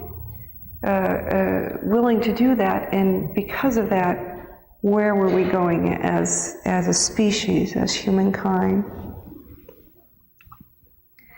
The answer to this question became, again, sort of like a holographic reliving of the history of humankind. That is just bizarre in terms of our normal experience in the physical world, but it was as if I were every human reality from the state of the Neanderthal to through the age of the Renaissance, through the age of the scientific revolution, into the point in time in which we existed then in the 1960s, and into the future. And I became aware that we as humankind existed at the greatest point of our step in evolution that we will ever take in our development. That we existed on the verge of our maturity. That we existed at a point in which we must come to terms with ourselves as individuals and such. Now, see, isn't that revealing? We must come to terms with ourselves as individuals. And that's what I talk about here. There is no fixing this place. All we can do is work on ourselves as individuals and make the best of it. That's it. And there's nothing wrong with that, right? Because that truly is what the path is. the awakening process is long. It could be brutal. For some, it's faster than others. For me, it took years. You know, but don't let this place get the best of you. This truly is an individual journey at the end of the day. Yeah, we're all here today and it's great and we can, bounce ideas off of one another and that's awesome. But truly at the end of the day, everyone needs to do their own research and come to their own conclusions on their own. And my channel should only just be a stepping stone for that. And the more we rely on the collective, the deeper in shit we get. That's just my opinion, though. Such a way that we can make peace with one another, each soul with one another, and therefore each nation with nation, each ethnic group with each ethnic group, each religion with each religion. And I realized that we were headed then for a time of great darkness and for a time of great tumult and confusion, that there were two processes going on in this world of existence, as I saw it at this point of this greatest step in our evolution. One was the destruction of the world, and the breaking down into chaos of all systems and institutions and senses of order around us. And the other was the building of a new way of being spiritually and socially in this world as individuals, starting with the smallest of actions and then building from there an entirely new reality, an entirely new society. Okay, so this is where she loses me. It's, if you're being honest with yourself, everything again goes back to the individual. So she starts off great in that respect, but then it's like, oh, well, it's like a domino effect. This is kind of the interpretation, right? It's a domino effect. Everything is going to get better. Like all it takes is you. And then you can affect this one and you can affect that one. And then all of a sudden, Earth is a utopia. I'm sorry, but it just doesn't work that way. And I wish it was different. It also has like, you're gonna hear her talk a little bit further on this. It has like the Yuga vibes, right? Where like there are these long stretches of 20, 30,000 years or however long the cycles are, where Earth goes through these different periods. Some are toxic and horrible. Some are, utopias and this and that and blah, blah, blah. Well, does it really matter if you're still in the system inside a human vessel and fighting against, fighting for survival? You have like the survival instincts embedded in you. I mean, all this like that, having to eat, having to go to work. Maybe you don't have to go to work if it's utopia. Who knows? But you still got to get up, take a shower, brush your teeth, use the restroom, on and on and on, all this stuff. You could still have others who violate you. I mean, we can go on and on and on about all the different scenarios that occur if the human vessel is still the, I guess the mainframe of existence here, then it's by default completely flawed. There's no redeeming that. There's no changing that. If the vessel itself, if the limited consciousness that flows through the vessel is flawed, then how the hell can you improve it? And you know what else is interesting? She's talking about how, she saw like the pinnacle of human civilization. Well, I'm sorry. If the pinnacle of human civilization is what we're in now, or what was going on when she was experiencing it, or in previous epochs, as she's alluded to, then something is seriously wrong. One of the things I like to put forward a lot is that, you know, if humanity hasn't gotten its shit together by now, something is seriously wrong. Really, let's just be honest with one another.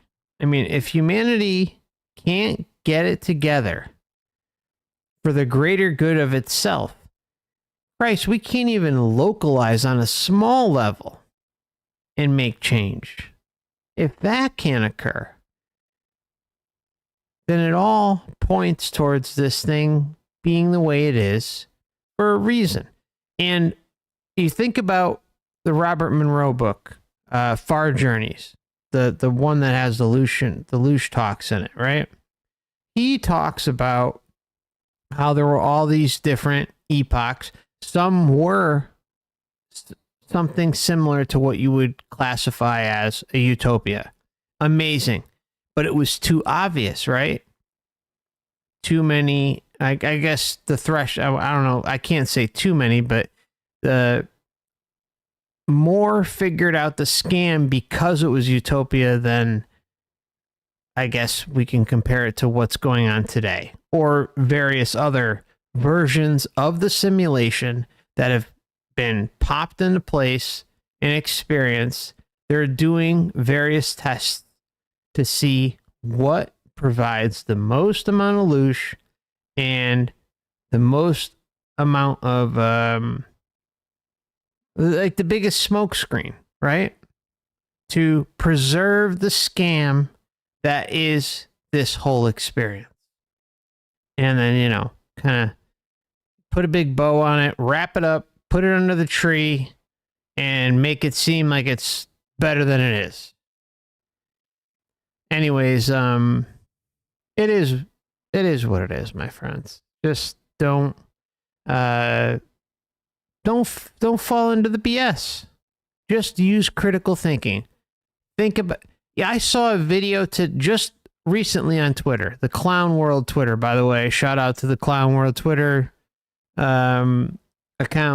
I love that channel, or that Twitter account. And he showed a gut-wrenching video from Philadelphia of just so many homeless individuals,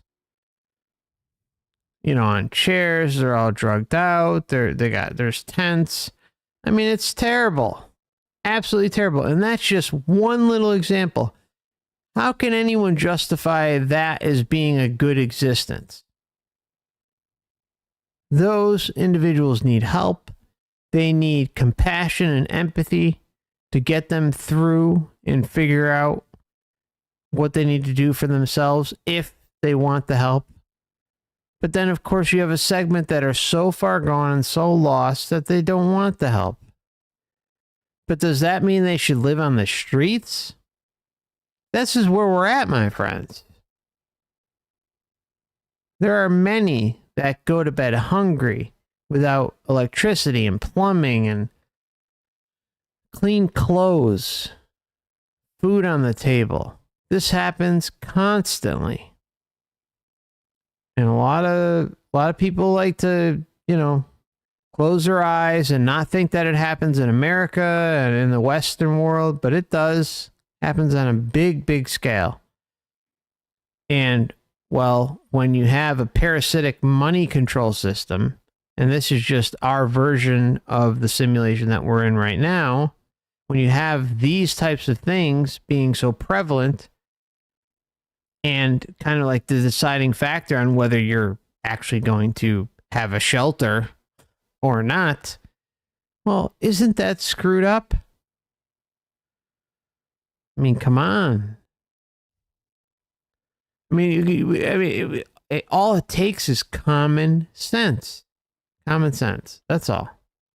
Actions, and then building from there an entirely new reality, an entirely new society, an entirely new an reality, entirely new humankind. Good luck. Well, we're still here. I saw then that there was a group of people that were really the hope of the world. And these people were the just. They had a title, and they were the just. And as things began to break down, they began to bring people together. As people began to become more and more polarized, more and more divided based on political parties and religious systems and ethnic groups and, places of birth and stations of wealth and of education and all of those things with which we label ourselves. As the world began to break down and more and more into chaos, these people began to gather the world together into a state of harmony, into a state of renewal, into a building, really, of a new civilization. And these were the just. And they were a religious group. I didn't know what religious group they were because I never heard of the just before.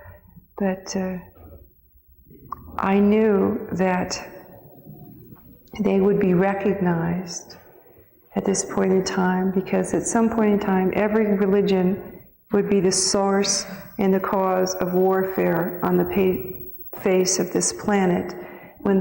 Well, that should tell you something, right? Even in NDEs, we hear constantly how religion is BS. There's some truth, but that's the way these religions are set up, where they'll give you little itty bitsy truths, and then it's just cloaked with massive amounts of lies and deception, but just enough to brainwash you to believe in their BS. And all the NDEers will say this. Well, I can't say all, but a large, well, I guess you can say the ones that don't agree with this statement are the ones that have the religious bias. And even those who have the customized experience are not necessarily signing on to what their religion is once they return back here. But then there are agenda channels. There's religions with agendas, which they're inherently like that, right? They inherently have agendas. And so what they do is they go online and they produce fake near-death experiences. And, it's hell and fire and brimstone, or, got to go up and get with the 75 virgins or whatever, all that stuff. I mean, they are completely made up experiencer cases. And like everything else here, you just got to use your discernment. For instance, I'm not going to suggest going and consuming NDEs from the Christian Broadcasting Network. Or like if Allah Network exists, I'm not going to suggest that either. It's like if it's big and massive and has a bias, then move along, because there's plenty of other places and resources to consume that are worth your time, that won't taint your view on what's happening. Anyways. Be the source and the cause. I knew that they would be recognized at this point in time, because at some point in time, every religion would be the source and the cause of warfare on the face of this planet when things began to speed up. Except for this particular religion. And in this particular religion, the religion of the people of the just, they were willing to die to maintain peace and to bring people together. Associated with this wonderful little group of people who seemed to be quite powerless and insignificant in the whole political and social scheme of things, there was a building. And I saw in this building, from this building, great laws and guidance and protection and light coming so that the people could be guided and they could be renewed. And yet this renewal and this guidance seemed to be ancient and familiar. Key word. This renewal, this guidance seemed to be ancient. Ancient. So remember, it's been around for a long time. Nothing new. And we've gone over some NDEs, and some of you may have run across it yourselves, where there are rejuvenation centers, literally. Like where those who are got into a quote unquote bad accident, car wreck, whatever you want to call it, or whatever the case may be, and they say, hell no, I ain't going back to my body unless I'm healed. And then there are those that don't say that, don't direct that, and they come back and they got to deal with a ton of rehab for months or maybe even years on end. And this guidance seemed to be ancient and familiar. Ancient. I saw two individuals standing on the side of a building down a colonnade, and they were being handed laws, and they were dressed in new robes, and yet they were in the style of the, perhaps ancient Grecian robes, to represent that it was old, it was new, and it was old, and they were in a land. All right, so now we have the robes, which is something that also appears a lot. I mean, we see it in pre-birth memories, we see it life between lives, we see it in NDEs, we see it in after-death communication, shared death experiences. Those are the ones that where they'll pop up consistently. You know, it's not obviously every case, but they pop up enough where it's a data point.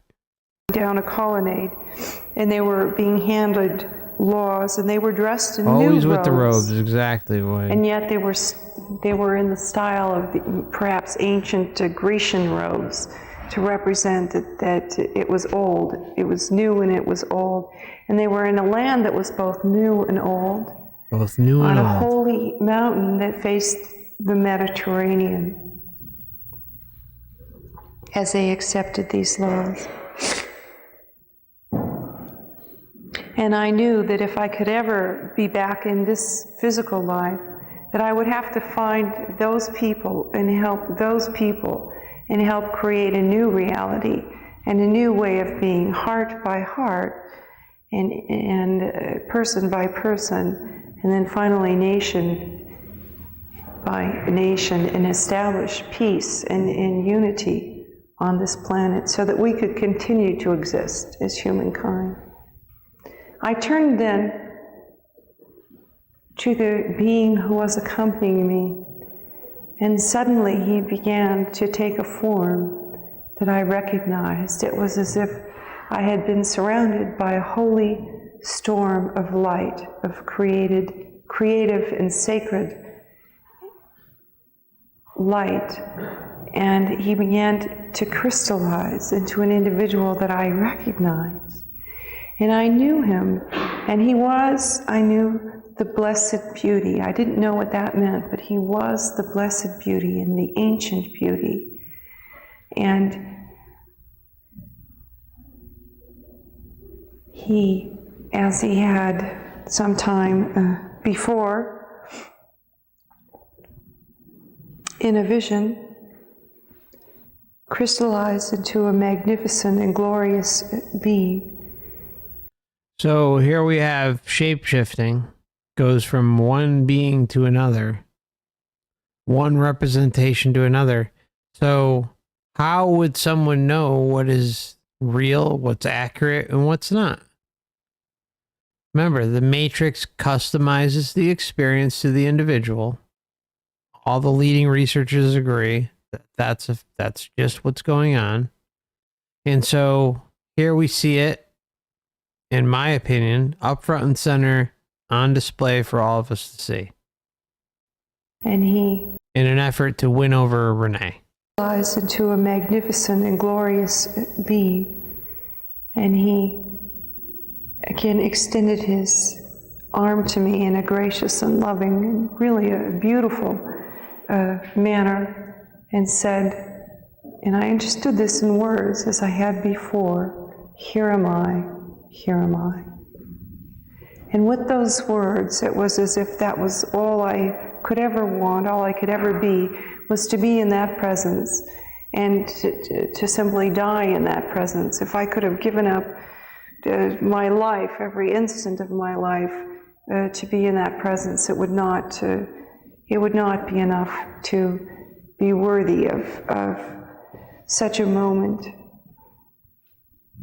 And it seemed that I stayed there for time beyond time, until my cup or my capacity or my ability to be in the presence of such incomprehensible glory and beauty was filled. And I found myself again, in an instant, you might say, viewing something that was more recognizable in terms of our existence on this plane of in this world. I saw then a river, what seemed to be a river of light, and beyond that river, a kingdom of beings. Okay, so what you're going to hear here is how she has to cross the river. And as a few mentioned in the chat, river of forgetfulness, waters of forgetfulness, all that stuff, it's symbolic, right? You know, and she crosses and then gets denied. I mean, it's just terrible. And you can feel it when she talks. She gets emotional about it all. And you know, I've compared it to others who think that they got kicked out of heaven. And some of them lead very, very traumatic lives when they come back because they feel like they're not good enough to pass the test to get into heaven. Never mind, like, just the emotional damage of coming back when they almost always want to stay. That's just I'm sorry, that's not just NDEers, but it's also those who experience pre-birth memories, life between lives, when they get to kind of knock on the door and say, hey, time to go back to Earth. We need you, blah, blah, blah. It's the same repetitive cycle. But in this case, you're already in a human body and interacting with the Matrix, and it tells you, oh, no, it's not your time. And these a kingdom of beings. And these beings were all working and busy and loving and very much connected with one another, very much connected with this earth, very much connected with me as an individual. And I seem to know each and every one of them and love them all, know them intimately, know them better than I had known my own brother and sister, or mother and father. Okay, so what we're hearing in this part is that it's the same thing we've discussed in many other cases where those who have NDEs and experience entities that they don't know them from the flesh, right? In this most recent incarnation, that can't be stressed enough. The most recent incarnation, but they know them on some other level. We can call that the soul level, whatever we want to chalk it up as, right? But they connect with these beings and they've known them forever. It's like a reunion, this and that. And even then, they come back here and they still don't know. And kind of something I've suggested before is that perhaps what we're dealing with is like, just because you've lived however many lifetimes and come down here before, and all the time that you spent in the astral with your soul group or whoever, it doesn't mean that you're going to come and incarnate with every single individual, every single incarnation. So you may have a strong bond, a strong connection. Remember what Reinee was talking about earlier in the stream, how she's talking about her uncle. She really didn't even connect with him that much in her life, but yet felt this bond. Well, the way it works is like, you may reincarnate with a close being entity in your next lifetime. Well, not next lifetime, this lifetime, or last couple lifetimes. And then there may be gaps in between there where you're longing to connect with them, or you may have a distant connection with them and they are on Earth at the same time as you. In this case, we could say it possibly could be the uncle, where, perhaps they were lovers in a past life, right? And she just has like this subconscious pull to connect with him, whatever the case may be. And then you can have a whole another subset of entities that you've incarnated with in the past, but it's not in this incarnation. It could have been the last one, the previous one, whatever the case may be.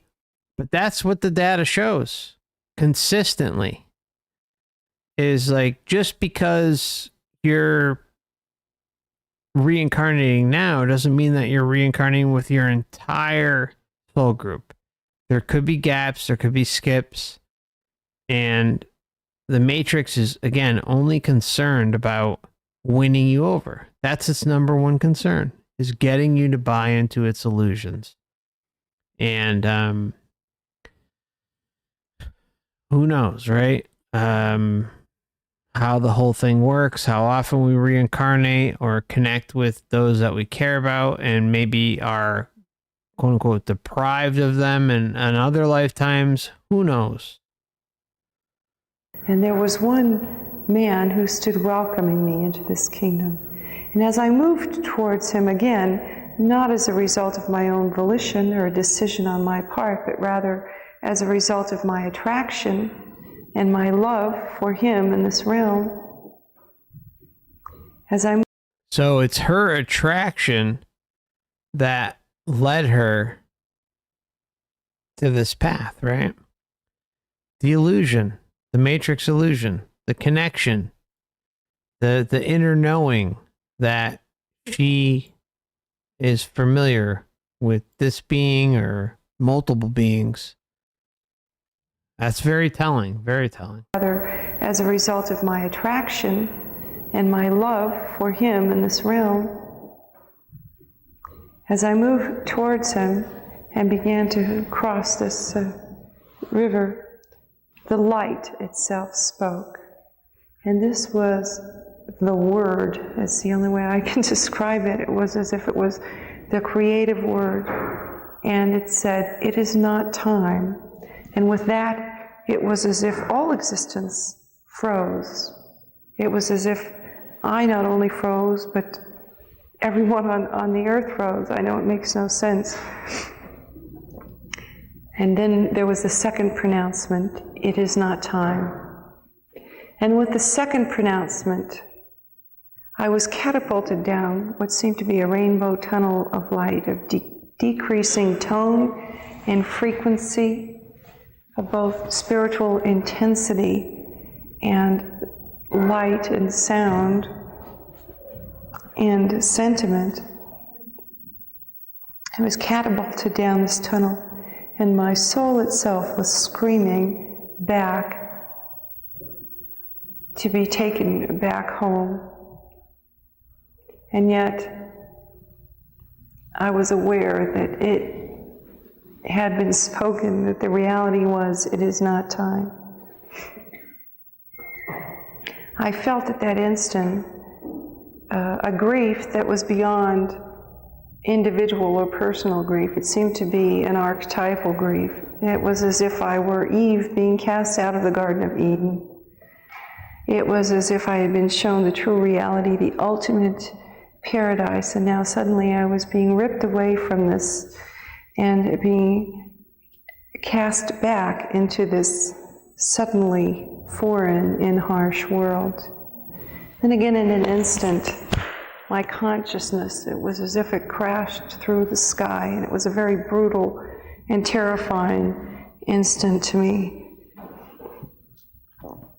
I was incredibly disoriented, and there seemed to be beings around me who I couldn't distinguish entirely as individuals, although I were aware they were individuals, who were pushing and guiding my consciousness back to a point above the body.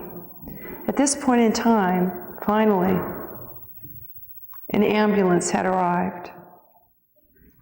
They had placed the body on a gurney, and they were placing the body then in the back of the ambulance. My mother was climbing into the front seat of the ambulance, and my friends were discussing with her, telling her that they would meet her at the hospital. And the whole thing seemed totally foreign to me. The idea of time and space seemed to me to be incomprehensible. It seemed something I could never again relate to. But again, I was being ushered back into this world by the presence of beings who seemed to be like spiritual sheepdogs, is the only way I can describe them. They were very insistent.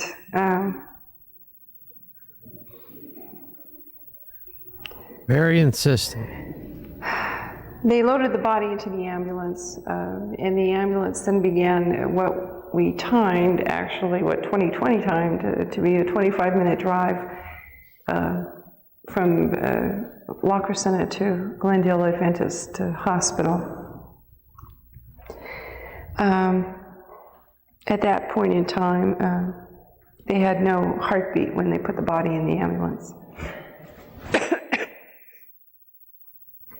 I followed the ambulance because I was forced to by my companions who were accompanying me, and found myself inside of the ambulance at one moment and became aware of the attendant in the rear signaling to the attendant in the front with his hand, DOA, DOA, in the rearview mirror, so he wouldn't drive at such a reckless speed and put the rest of the people's lives in danger who were in the ambulance. DOA, DOA. And at that instant, my mother was also looking in the rearview mirror. She became aware that he had pronounced me dead on arrival. This was now the second time that she had heard it. And her awareness became very much my awareness. It was as if I were my own mother and experiencing the death of my own child, because I loved my mother. And this awareness became so painful that, again, my consciousness bumped out of the ambulance and rode from that point in time towards the hospital from a vantage point above the ambulance. I watched then as the body was unloaded, taken into the emergency room, as the first young, exhausted physician began to work on me. The ambulance attendants told him that they had not had a heartbeat from when they put me in the ambulance, and that I was no doubt DOA, but he mechanistically began to work on this physical body. Because he had no caring, no sense of loving, no sense of really, just no sense of loving and caring for this individual, this body on which he was working. My Welcome back to Earth, baby. consciousness then left the emergency room. I was not interested in looking at a dead body and a doctor who really didn't care about that person. I then moved to a place down the hallway and into an anteroom where my two friends had been seated, and they were waiting and discussing the whole incident. And I became aware of what they were thinking and feeling, and I tried to communicate to them my sense of excitement and wonder and awe, and my sense of being absolutely thrilled that perhaps they were not going to be able to revive me at that point in time, and I could go on, and I was going to die, and it was wonderful. It was glorious, and I remember my girlfriend being very excited and giggly at that point in time as I was trying to communicate this to her, and she immediately felt extreme guilt over her silliness and in the situation. And again, I became frustrated at my lack of ability to communicate to people in the physical form. And I moved to a place outside the emergency room where my mother stood and tried at that point in time to comfort her, to communicate to her that everything was as it should be, that we would never be separated, that we would never be without each other, because love was the true reality and we had love for one another. And so therefore, this physical reality, this living or dying, really meant nothing. She seemed to be comforted at that point in time, and she seemed to be aware that I was with her. And she says this now, that indeed she was aware that she could feel me above her head. Then my own personal physician came storming down the hallway. This man was a little country bumpkin doctor, very feisty, foul-mouthed, good-hearted, honest, hard-working, kind of a general practitioner. And he had been my doctor since about the age of 8. He didn't take kindly to young patients dying on him, especially ones that he had treated earlier in the afternoon. He took that as a personal insult. He came storming down the hall in a tuxedo, slammed through the double emergency room doors, and burst into the emergency room. And there was the young doctor who was washing his hands at the sink, and there was two nurses on duty there. And the older nurse was on the phone to the morgue, and the body was now on the table, obviously long gone. And he burst through the emergency room and looked at the situation, the doors, looked at the situation and said, "Where the hell is she?" And I'll never forget that, because it seemed to be hysterically funny to all those accompanying me, that he didn't seem to get the here and the now at that point in time either, the idea of time and space. Where the hell is she? Obviously there was a body on the table. But the young doctor then turned around and informed him that I had been down on arrival and that he had attempted to resuscitate me, but had not been able. My doctor immediately went to work on me. Told the young nurse to bring him up to 6 injections, 600 cc's, I think it is, of adrenaline. And he immediately began the resuscitation process on the body. Now, because this man cared, because he had affection, because he had really a respect for me as a person and as an individual, my consciousness was not so able to leave the emergency room, and I was stuck up in the corner. So because it was a different scenario, because the Matrix set it up in a way for her to experience something through more empathy and compassion, well, boom, she comes back. And I had the horrible situation of having to watch my own resuscitation, which at that point in time, I was beginning to view as one would view one's own murder, because the very idea of physical life to me seemed reverse. It seemed like it was not life. It was the world of limitation, the world of darkness, the world in which there's always there's joy, but there's always suffering. The world in which there's never this sense of unconditional love and light and life, of which I had been aware. And I was terrified at the idea that he would actually succeed in reviving me. And as some of you may know, the resuscitation process is incredibly brutal. He began beating on the heart physically and shocking me and injecting the body with adrenaline. And at one point in time, he had called for a cardiologist, but there was no cardiologist on duty, and he cursed a blue streak at that, because he was going to try to inject the heart with adrenaline, which I had never heard of. I mean, that to me was incredibly horrific and barbaric. That was too much to endure, the very idea of that. He was going to inject my heart with adrenaline, but then he decided against it. He would try one more shot outside the heart. And now, something to take into consideration is that she is looking for empathy. She's looking for compassion from a doctor that cares. They've boosted her heart through, the standard methods. And obviously she's kind of telepathically hearing that, hey, the next step may be the adrenaline rush through the heart. And she's like, no. I don't want anything to do with that. And well, what happens next is the doctor goes about giving it one last try, right? Before going for the adrenaline needle through the heart, which is barbaric. I completely agree with her. It's ridiculous. But you got to ask yourself, well, everything is kind of lining up in a certain way by design,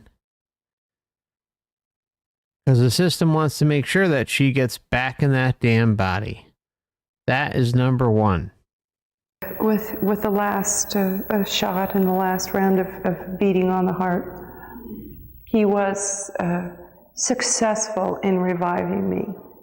And that instant of resuscitation, that instant of where my consciousness rejoined my body, was really, to me, I perceive that to be the instant of my death. That was the darkest moment in my memory, because that was the instant at which I again became indelibly bound to this world in which we are deprived of the sense of constant and unconditional love, this world in which we think we should compete with one another and should oppress one another for our own advancement, this world really of confusion and pain and suffering. Well, I think the next logical question that just always gets overlooked, and we've talked about it, I don't know how many times in this stream, is like, well, if you're coming here in the meat suit, and the meat suit is flawed by design, if quote unquote God, source, creator is sending you down here, or you're coming into the simulation with the meat suit that is inherently flawed, designed for pain, suffering, love, all this stuff, then you got to ask yourself, if you have limitations, if there's only so much of your essence that you can access, understanding that you can access, understanding that you can access, then that seems to be a God problem. It seems to be a creator problem, a source problem. Because all this makes no sense. My next normal consciousness returned when I awoke in the hospital room. And at first, a nurse came in to take my blood pressure. And at first I was existing in a realm that seemed to be between the two worlds. It was a realm of light. And the nurse came in and roughly took my arm and put on the cuff for the taking of the blood pressure. And I simply loved her absolutely, unconditionally. I thought she was the most glorious and beautiful individual I had ever seen. In reality, she was a very tough, harsh, kind of nasty, frankly. Came to know this whole and well. Nurse, it didn't matter. There was such a sense of pervasive love that really the condition of the person who received it was of absolutely no importance. I then... So she said pervasive love. Not me. She said it. It's kind of a pervasive love. You wonder why, right? The pervasive love is exactly how this place continues to function and succeed. Became aware that I truly was in the physical body, in the physical world. I remembered my doctor arguing with the young physician, or rather the young physician arguing with my doctor, Dr. Watkins, that the resuscitation process could be very dangerous because I could have massive brain damage. And my doctor, who had at that point removed his jacket, rolled up his sleeves, and was beating on the body, stopped beating on the heart, stopped what he was doing, and said, well, what the hell? The patient can't be in much worse shape than she already is. And proceeded to go back to beating on the body. But I remember this threat of brain damage, and as I lay there in the bed, I thought, oh my God, how is it possible? How is it possible that I can have this memory that was greater than any other moment or memory that I would ever know? How is it possible that I could have died and been revived? How is it possible that I could have been sent back to this physical life? Well, I can answer that, at least in my opinion. Well, you gave yourself over to the system every step of the way. That's the problem, Reinee. It's the blind belief and hope that everything is advertised when this system has always presented itself to be nothing more than one big, fat, massive deception. And again, this is not attacking Reinee or any NDE at all. It's just kind of saying, hey, look what happens here. Look at what's being portrayed on the other side, and fill in the blanks.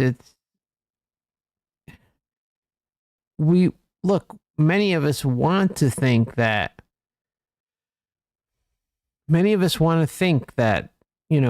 something of this magnitude can exist. But when you really start digging into the system and the mechanics of everything, it points to, in my opinion, nothing else but that. Like in spades. I mean, it's like you got a royal flush every single time. Because this realm is very, very good at exposing itself. This whole, we can call it, universe or part of the multiverse, whatever you want to call it. Doesn't even matter. It's technicalities, because it has proven itself to be parasitic at its core. And yes, there is love and happiness and joy and everything in between and the polar opposite. But those are equalizers. The good is the equalizer to make you think, to kind of, it's like a wishbone, right? Like you're just hoping you get the right end of it and make the best of it. And in the meantime, because everyone's in this collective illusion and passing down the same old information that the system wants passed down generation after generation, it makes it easy for us to be controlled. That's all. I then considered the idea of the body as a prison, and as the ultimate prison. I tried to move it is the ultimate prison, but not for long, baby. Physical life. I then considered the idea of the body as a prison, and as the ultimate prison. I tried to move my hands and my feet, move my toes to see if I had indeed any communication to them. And I found I was able. I seemed to be aware that there was not brain damage from the near-death experience, and that indeed I was bound to this physical realm of limitation. And with that realization came, I believe that I was bound to this physical realm of limitation. That's everything in a nutshell. So you come from something that's like the polar opposite. No pain, no fear, well, there is shame. If you get a life review and feel like you need to answer to the system. But the point is they have it set up in a way where it's easy to fall right back into it. Then you add the whole soul group aspect to it, and it's like the attachments, everything. It's set up in such an amazing way. Whatever thought of this is not an idiot. But that doesn't mean that we need to be involved with it anymore after we leave here at the time of natural death. That's all. Move along. Take the sovereign path, my friends. I was bound to this physical realm of limitation. And with that realization came a sense of immediate and catastrophic and immense grief.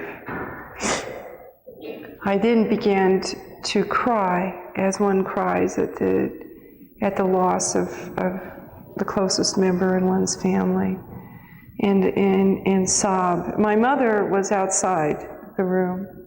She heard my sobbing, and she came in, and she took my hand and began to rub my hand. And between sobs, I told her that I was dead. I said, I was dead, Mom, I was dead. And she, who had watched me be pronounced dead 3 times, actually, didn't argue. She said, yes, I know. She just comforted me, and then I told her that I had seen her brother at that point in time.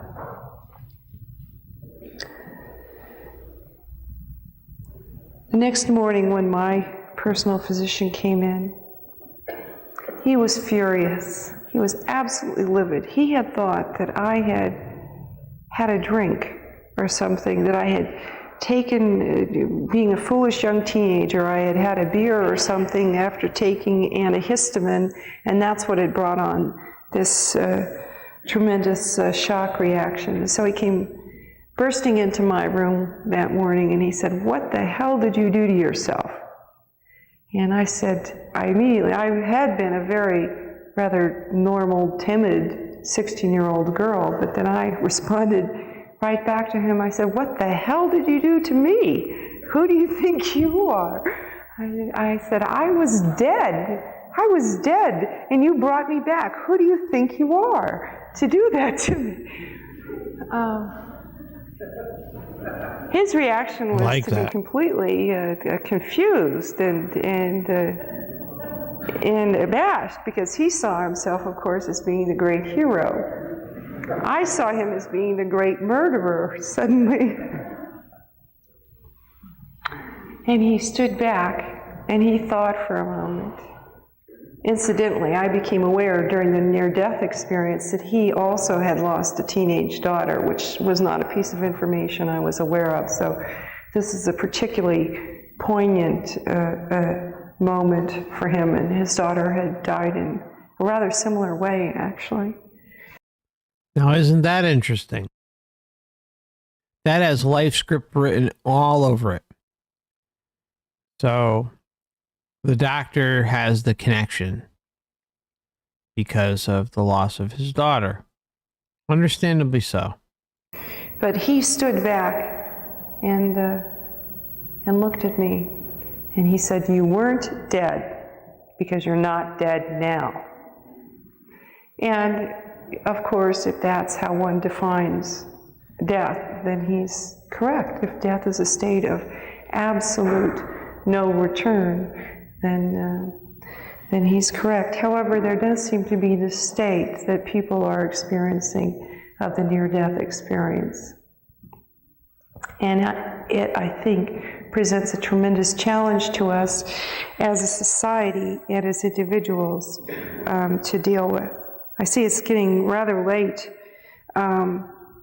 So I suggest maybe that is it possible for us to take a break, and then I'll come back and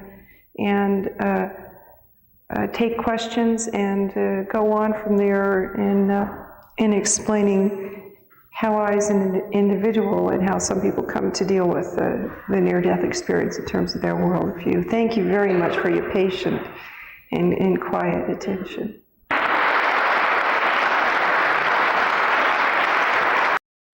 All right, so what I'm going to do is just we'll play a little bit of this, but it's getting pretty late here, and I got a long day tomorrow, so we'll play just a little bit of the Q&A, and then I'm going to wrap things up, my friends. So here we go. Had an individual self during the rescue attempt, and the answer is yes and no. Absolutely, my consciousness was more myself than I had ever been during the whole context of the experience. I had a sense of self. I didn't have a sense of control in the sense that we have a sense of control and we act according to our own volition in this life. My self was already a being, an essence, a spiritual reality that I had developed in this life, and that I took with me into the next life. So it was already something that had been created, and what happened as a result of my own beingness and the essence of my reality, as opposed to a conscious decision or an act of volition, such as acts that we have in this realm of existence. However, there was a sense of selflessness, and that was, to me, the apex of any sense of rapture and peace and bliss, was a sense of absolute selflessness, and that was when I was dissolved, you might say, in the light. I was simply in and of and because of the light, and that was my ultimate home, simply to be in and of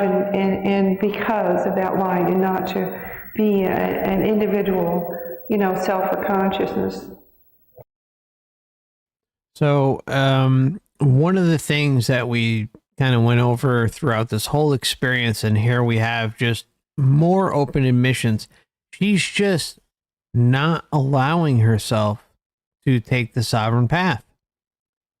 Her power is not realized, or if it is, it's just being easily handed over because the transition phase between an NDE or actual death lines up in a certain way where the system is all raring and ready to go to apply itself on the individual so it can rob them of the escape. That's all.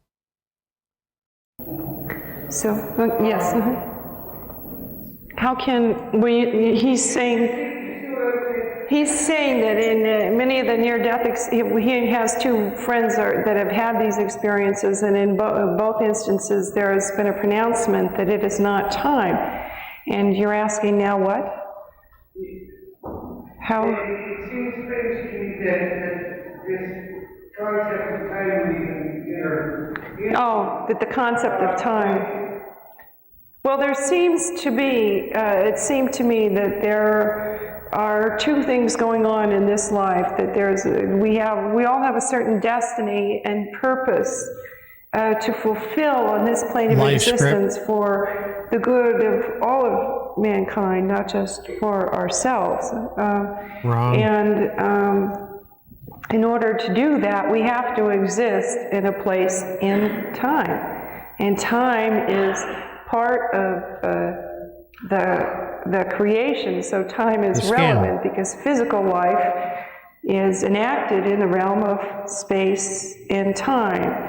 But a true life, we're told in our writings, is the life of the spirit, and the ultimate importance should be placed upon our soul or our spiritual life as opposed to our physical life. But there's no way to have physical life without time and space. It's in the realm of time and space that we are able to grow spiritually, because only in the realm of time and space do we have the wonderful opportunity to suffer. I know that sounds very strange to you, and you'll have to forgive me, but I suppose time and space do we have the wonderful opportunity to suffer.